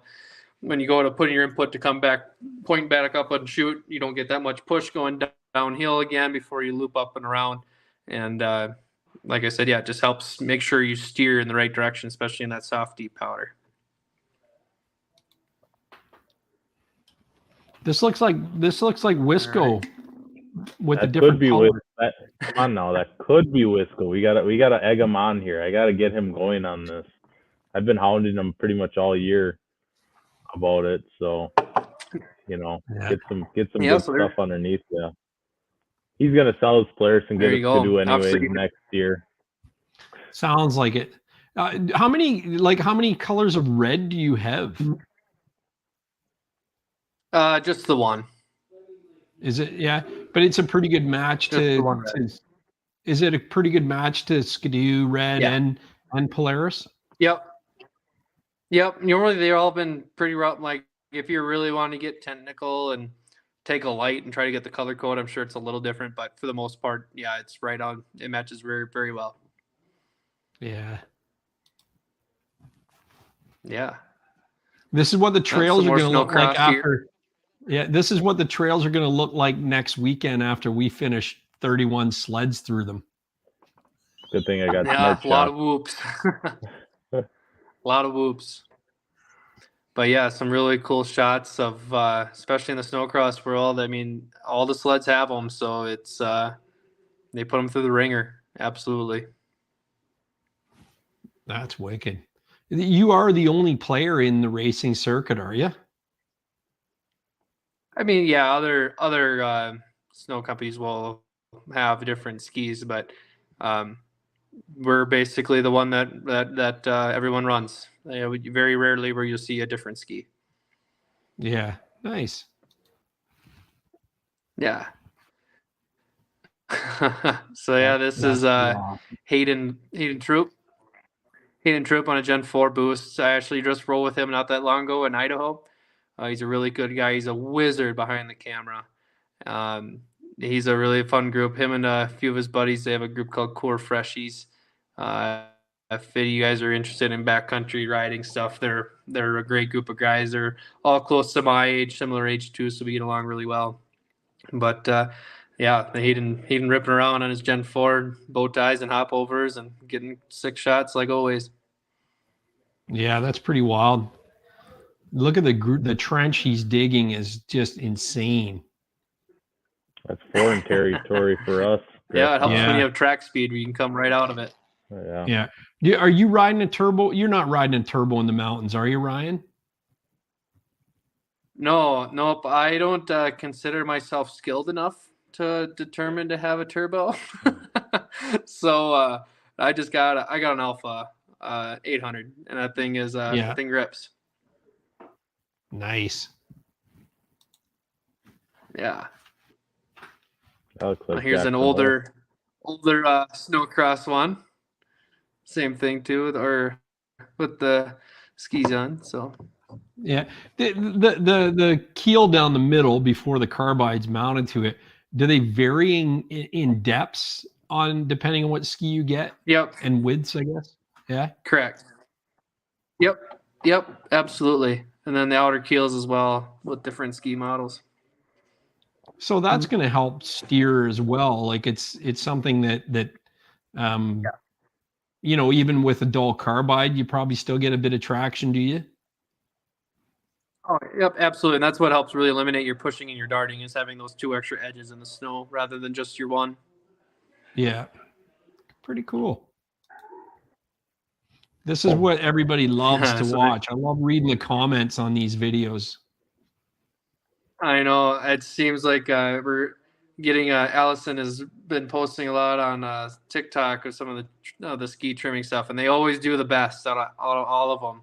So crazy enough, out of the thousands and thousands and thousands of skis that go out the door, every single one is hand trimmed on like that or on the edges. You would never know it definitely looking at them. No, I know. So it takes each ski has gone through a tender love and care by the mold operator, and let's just say I've tried it a couple times, and you can tell that they are very much experts at it because it's they just got a knack for it. Is it hard not to get gouge in, like not to dig too deep? Is it? Kind of, yeah. And it's just you want to make sure you don't want to take too much out or not get enough pressure where you got to do it a second time and then you get another cut mark. Where these guys are like first try and it's perfect like every time. Yeah. Nice. Oh, this is cool. We get to see some of the manufacturing process. And that I did not know that they were. Yeah, for those that are coming in new, they are actually molded flat. So I did not know that. Yep. So Nick is there actually pulling a freshly done ski out of the mold. So it starts as like I stated earlier in the show, it starts out like that powder. It gets poured in and about depends on the ski model, but we'll just say roughly an hour, a little over an hour. You'll get a ski set out, and then after that they'll let them cool for a little bit. Then they'll hand trim them. They'll go to drilling, stickering, and then ultimately when it's time to go out the door, the handles will get put on. That's pretty cool. It's kind of a process that not a lot of people know about. It's not. You can't have a ski set in 2 minutes. It's a little more involved. Yeah.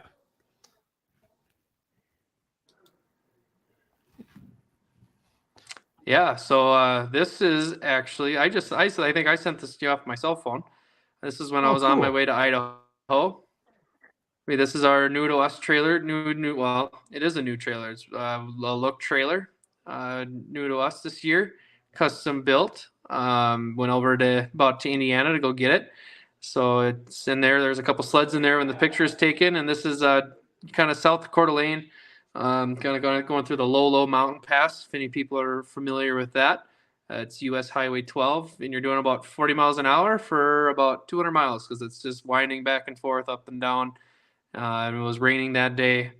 It's kind of a cool picture, and behind all them clouds are super, super, super tall mountain peaks. That's awesome. I love seeing that when you come in, even out west here.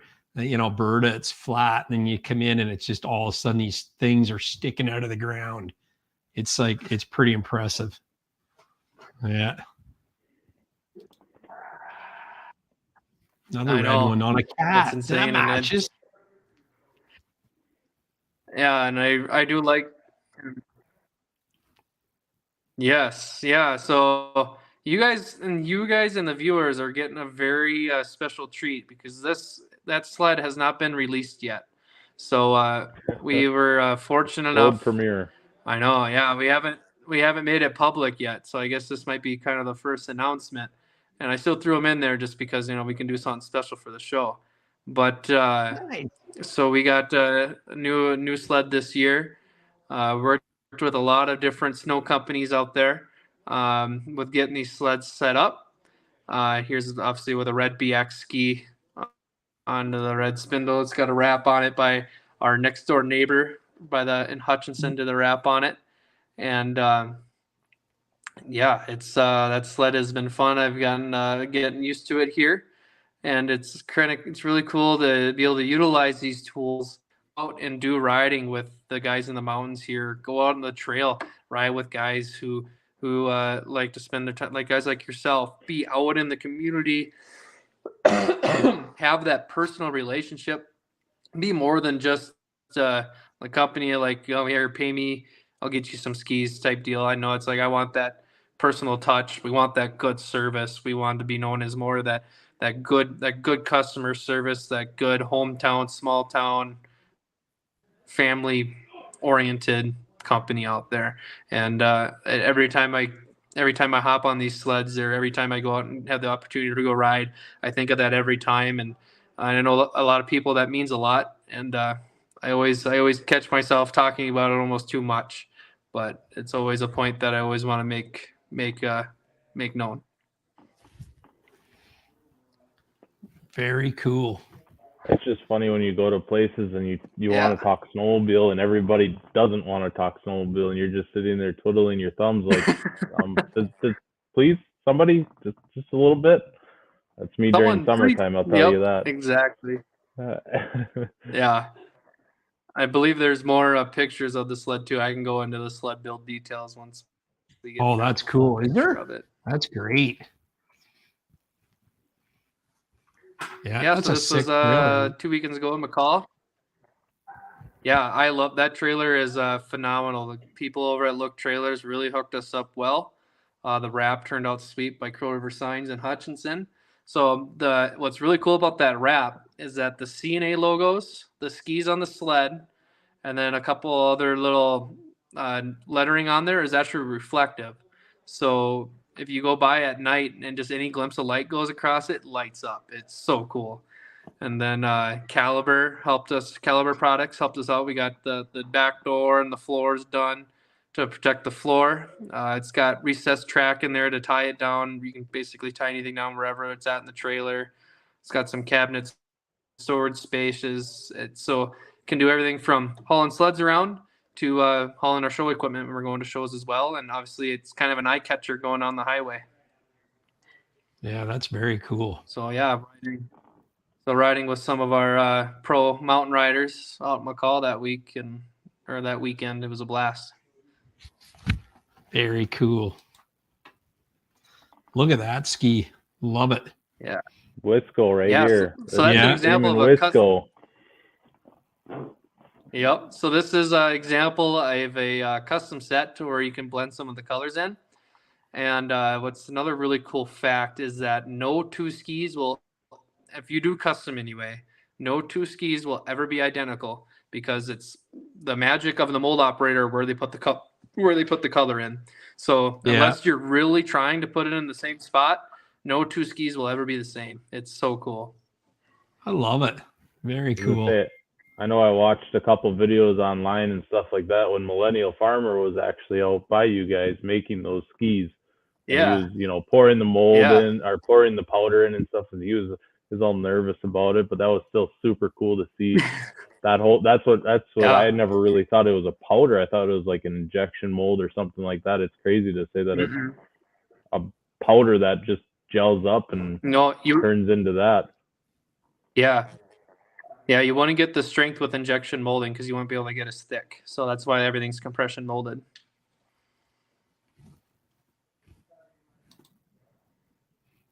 Is compression molded So molding versus compression molding compared to injection molding? Is it better heat resistance too? Like in this, when it's sitting in your sled trailer all summer, or what's your thoughts on that? I guess I don't really know the hardcore scientifics of it, but obviously with it being able to be thicker, because we do compression mold, we can mold the skis thicker. So I can only imagine, your overall thickness is up, so your overall durability, your limits, or your high and low ends are all they're gonna be larger with that. But yeah, so that's an example of a custom set just before the mold closes. So as you can see where they laid the white and the red powder in with the black, it's all on the end user or the mold operator where they're sprinkling that in. Looks good. So they're going to try and on this type get it as evenly as possible as far as the amount of red, white, and black goes, right? It's like that's the thing. You don't just have one ski that's overly white and the other one that's overly red. You got to kind of be somewhat even, right? Right. Correct. Yep. Absolutely. Then so this that is Iron actually Dog, this next one here. Yep, correct. Iron Dog, and that's Leah Bauer and Jacob Dahl. They actually do hot pink skis in awareness because both their mothers are breast cancer survivors. They are doing the race again this year. That's actually coming up here really soon. Leah had an unfortunate ending to that race as her matrix ended up starting on and burnt on the trail with nothing left. And so they're giving it round number 2 this year. Yep. Nice. Yeah. Very cool. We just had a couple of racers on a few weeks ago that are riding in the Iron Dog. So that'll be next weekend. They're doing that. So that's cool. That's right on our heels. That's one heck of a race. That is one heck of a race. Yeah. Oh my word. You can't put into words how tough that race is. Like snowcross is hard for 20 laps. This is a week of 2,600 miles or something like that, or 2,200 miles. Yep. Some people don't even put that on. A lot of people don't put that on in a year. Right. And then you're responsible for, once you go start off, you're responsible for yourself. So at night when you're going to take a rest to sleep you're surviving. Honestly, you're playing survival. It is a true testament to just the rider itself. One, your sled, but two, the rider, the racer itself, your true durability. Mm-hmm. I know they have another race. I don't know if it's around by you, Gary, or if it's a little north of you. I know it's on the other side. It's in Canada. There's another race similar to the Iron Dog. Iron Dog, I know, has more of a name for itself. It's been around for a long time, but I know there's another race that's out by you somewhere that's very, very similar. I don't know what it's called, but I knew Cane's it was Quest. out on Cane's Quest. We had Penny and oh God, he's gonna kill me. He's usually in the chat. But yeah, we had the Cane's Quest guys on there. It's even more brutal because it's not on any marked trails. You just point your sled and go. Yep. And it's brutal territory. It's yep. Yeah. Pretty crazy. Yeah, I saw that for the first time, I think later last year, where people were talking about it and doing it, and I had no idea about that one. And when I looked at that one comparative, I mean, granted, both of them, if you complete either one of them, props to you, because that's heck of a day. But yeah, that Cane's Quest seems like it's a step above the Iron Dog. Yeah. It's really, I mean, they're both you can't say one's worse than the other, but it's yeah, I think you have big nads if you do either race, that's for sure. Oh yeah. Even water. This is great. Yep. So that's keeps the snowmobiling industry busy in the summertime. and actually they do a lot of the racing not far from where my house is at. And so they actually use our mini ski on their full-size sleds for watercross.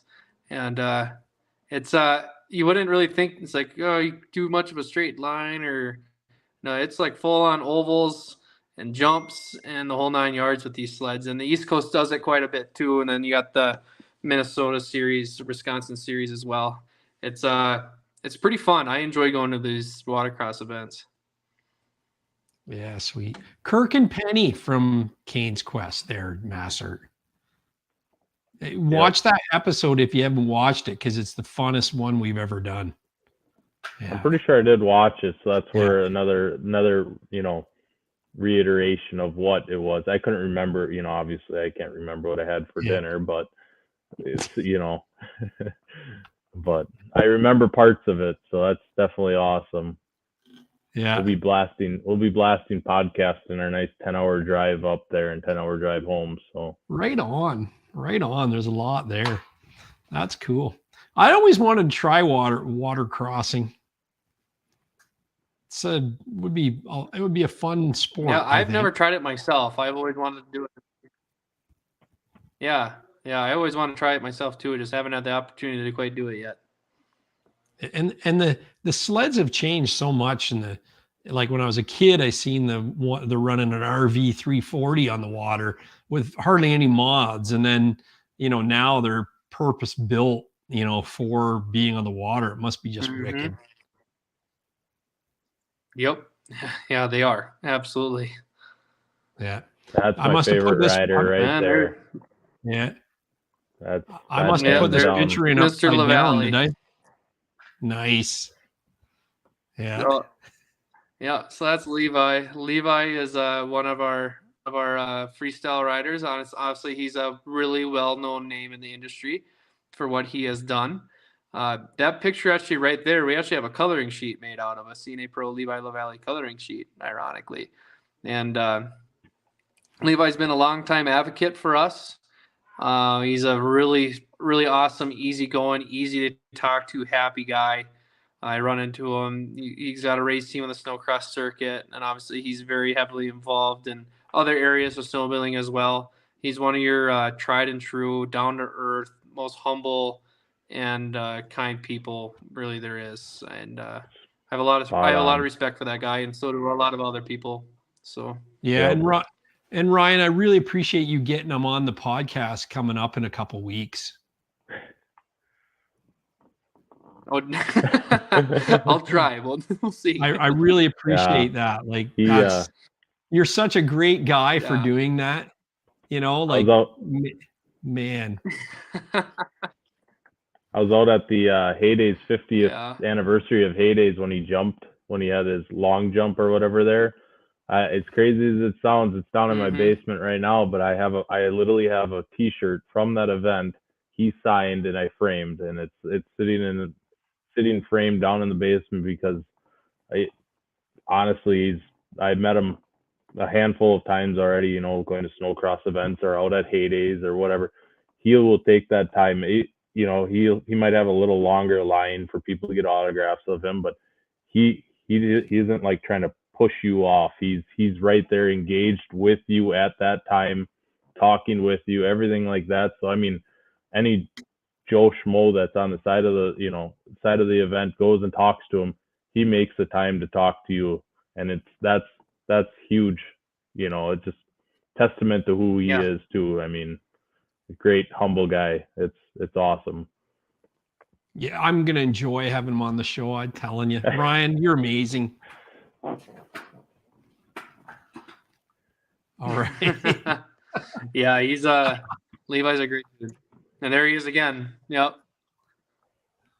That was a great Duluth run with Red Bull.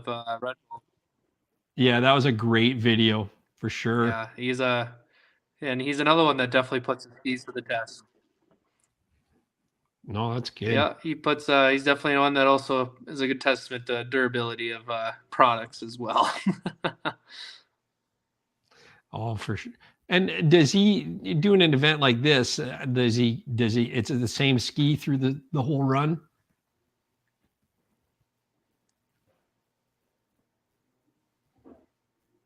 Did you hear that or? No, I don't think he did.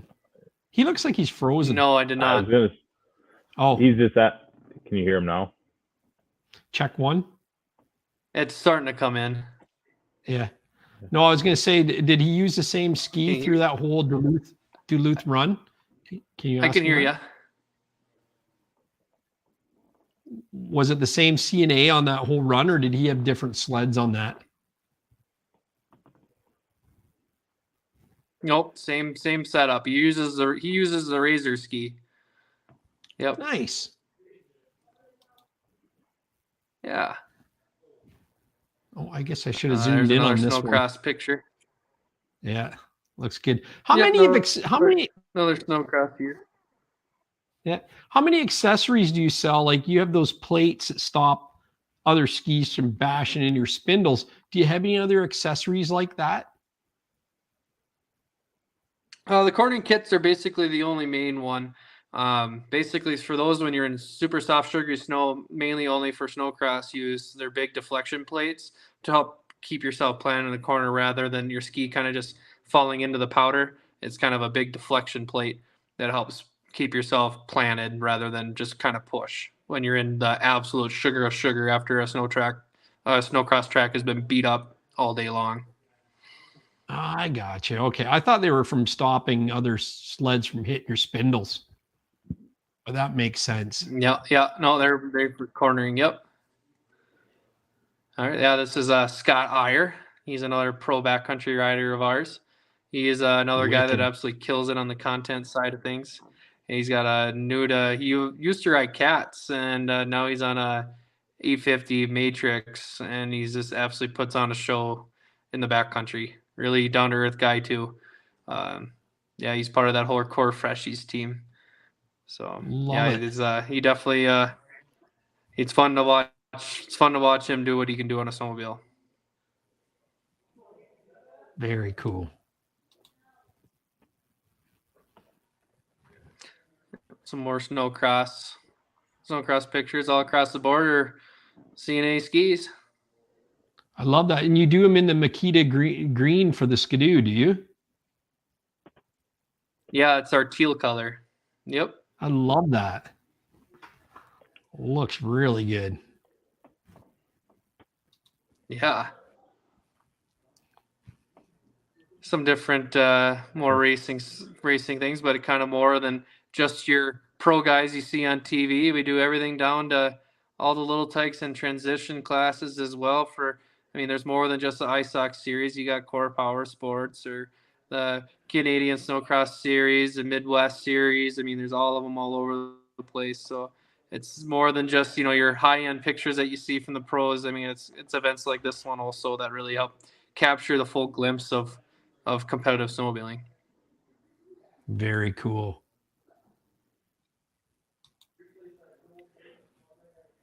That's a wide one. Yeah, so that's Woody's Racing. Yeah, that's the XT ski. That's the race ski. So they came out, and Taven runs in the pro women's class. She actually helped make her own custom skis when they were down, and picked up a couple more of their practice sets. And those you can't. It's hard to see in the picture, but that's actually a black base with a sky or like a bright blue and purple, and this picture doesn't really capture too much, but it's a really cool looking ski. It is. It's awesome, and I can see it on my screen here. It looks cool. Just a hint of purple. Looks like a lightning storm. Mm-hmm. Yeah. There he is. There's Millennial Farmer with Levi LaValle when he sent his town. He set a township record for a snowmobile jump. He jumped a tractor. That's wicked. He doesn't need to say how big the tractor was, but he jumped a tractor. He did jump a tractor. Technically, it may be a 16th scale tractor, but it's still a tractor. Are you serious? Oh yeah. So you gotta watch that video. For sure. I will. You might have spoiler alert. Yeah, he's actually so as crazy as it sounds, is you're working with Millennial Farmer and everything else like that. He's coming out by my neck of the woods here mid-March for I help out at a feed mill right by my town and stuff like that. And he, millennial farmer being the guy he is with dirt tracks, snowmobiling, everything like that. I mean, he's a social influencer. That's awesome. He's coming out here to actually do a keynote speaker basically for an event. So it'll be cool to see him out here, and it'll be fun to kind of give him a little bit of flack and stuff like that about his township record jump and stuff like that. I'm gonna have to bring that one up. Yeah, he's a really good dude as well. He's easy to talk to and down to earth guy as well. Yep. Yeah. What C&A ski is the best for hot trail riding? So we have two options. So, I mean, and Jake also runs the XCS, which is kind of that crossover model. So if you're like, say, like 90% on trail, it kind of depends on going back to that question with a lot of different answers of what do you define as aggressive, right? So we have the XPT ski, was designed around the newer sleds, your rider forward chassis, because they naturally have more ski pressure than say like your old MXZs or your old wedge chassis Polarises did before. But the Razor, which is the ski that was the main trail ski before, is still commonly used on these newer sleds if you would like that extra bite, as their outer keels on them are more aggressive than the XPTs are. So if you don't mind a little more extra bite and you consider yourself one that you're hitting the corners hard, you're aggressive on the trails, and you want more of that security of a bite, the Razor could be a great fit for you, as that's a little more aggressive ski than the XPT. Now, the XPT is going to perform still much better than your stock ski. It'll just reduce that bite down a little bit more, as it's not quite as aggressive as the RZ. If you want help visualizing this a little bit more, you can go to our website, caproskis.com. And as you go to the different ski models, we actually have like a 360 little diagram or a little viewer that you can help you kind of see the bottom of the skis, and you'll be able to tell right away about how the Razor ski is a little more hard biting than the XPT. Hopefully this kind of answers your question a little bit. Certainly can answer a more in depth or in certain areas if needed. caproskis.net or .com? What's the difference there? Both will work? Okay. I'll put that up in the chat. That's the one that came up when I searched it. No, they'll both. Yeah, that pulls up. I just checked it, Gary. It pulls up. Yeah. Where else can people find you on social media? What are your handles? Yeah, C&A Pro Skis. I mean, that's kind of the main one. Instagram, Twitter, Facebook, TikTok, you name it. There's always content going out, whether it's rider pics to different manufacturing clips, and more. Nice. If you like seeing my face a little bit more often, Allison, our social media manager, graphic designer, and then Nancy, our marketing manager. They do a great job making sure that those pages are always full, and sometimes you'll see my face on there, maybe sometimes more than you want to, but I guess that's I hope I don't look too bad on camera anyway. No, they're fun little videos she puts out. She does a really good job of that. That's for sure. She does a really good job. I like the like and share ones. Like and share and maybe win a set of something or another. I always try, but I never win. I mean, exactly. Yeah. So what's next? Everything gets put into a random. Yep. What was that? I was going to say, what's next for C&A Pro Skis? Where do you see it going? It's kind of, going to where the demand's at. I mean, if there's more areas of riding or different aspects that are growing, we want to make sure we're staying on top of those trends and making sure we're still the top performer in those areas. Whether there's a whole new riding style that suddenly comes out, like kind of similar to how the snow bikes did. And making sure, seeing what we can and what we can't do, what's feasible, what's not in those areas, and just making sure we're staying on top. Nice. Yeah, for sure. And I won't hold you any longer because I know you got a full cabin full of people, but I wanted to thank you for your time tonight. It's been a great show and had lots of great pictures and educated people. And have you got any parting words for our fans here? I'm just happy that you reached out and were able to make this work on the show. I know it's kind of my cell phone inside of a cabin while I'm out snowmobiling and having some fun myself, but always still worth sit down and have fun and chit chat. And I hope everyone has hopefully gotten some insight out of this. Like I said, I can stick around here for a little bit more if people have some questions, if you guys have questions. And yeah, it's always been good to meet more people in the industry, and if people have questions on the skis, certainly don't be afraid to call in, email us, talk to me, talk to the sales team. We'll be more than happy to get you going and making sure that you're winning these races that are on the trail, and you can be like Jake and beat his buddies, whether it's in a straight line or around the corner and everything. So Yep. That's perfect. You might it's a shot at Wisco right there. Yeah, for sure. Well, Wisco says it's an awesome show. Wisco says it's an awesome show. Great guests as always. And Rob Overholt says great show. Gooley says great show tonight. See you guys later. Renegade X says great show, guys. Thanks. And Rob Reinhardt changes up and says nice show, guys. So nice show. Wow, it's all fancy. This is for Rob too, because he's commenting in the chat, saying a bunch of stuff.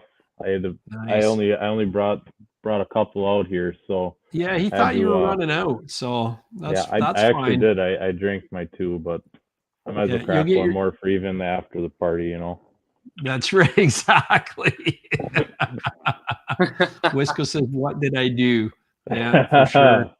But that's really good. No, I thank you so much for your time, and we'll chat. We gotta get that hat to Ghoulies, so we'll chat after. So stay on after I roll the credits here, and we'll shoot the shit, and then we'll let you get back to your buddies there, and because it sounds like they're raring to go in the background.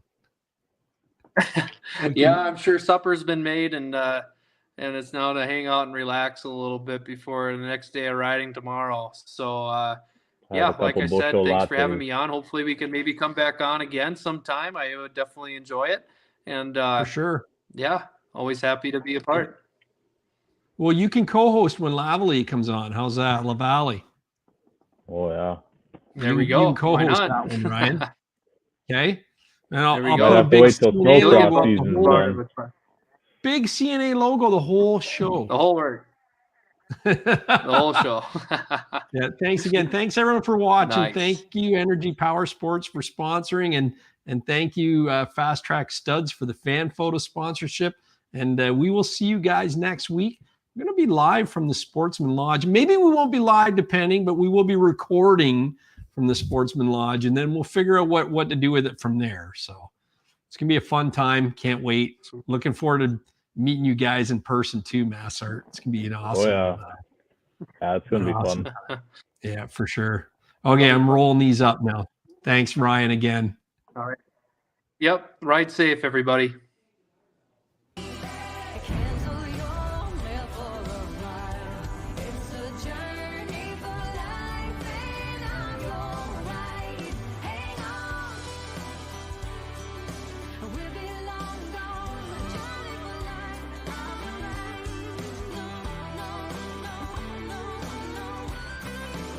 It's a journey for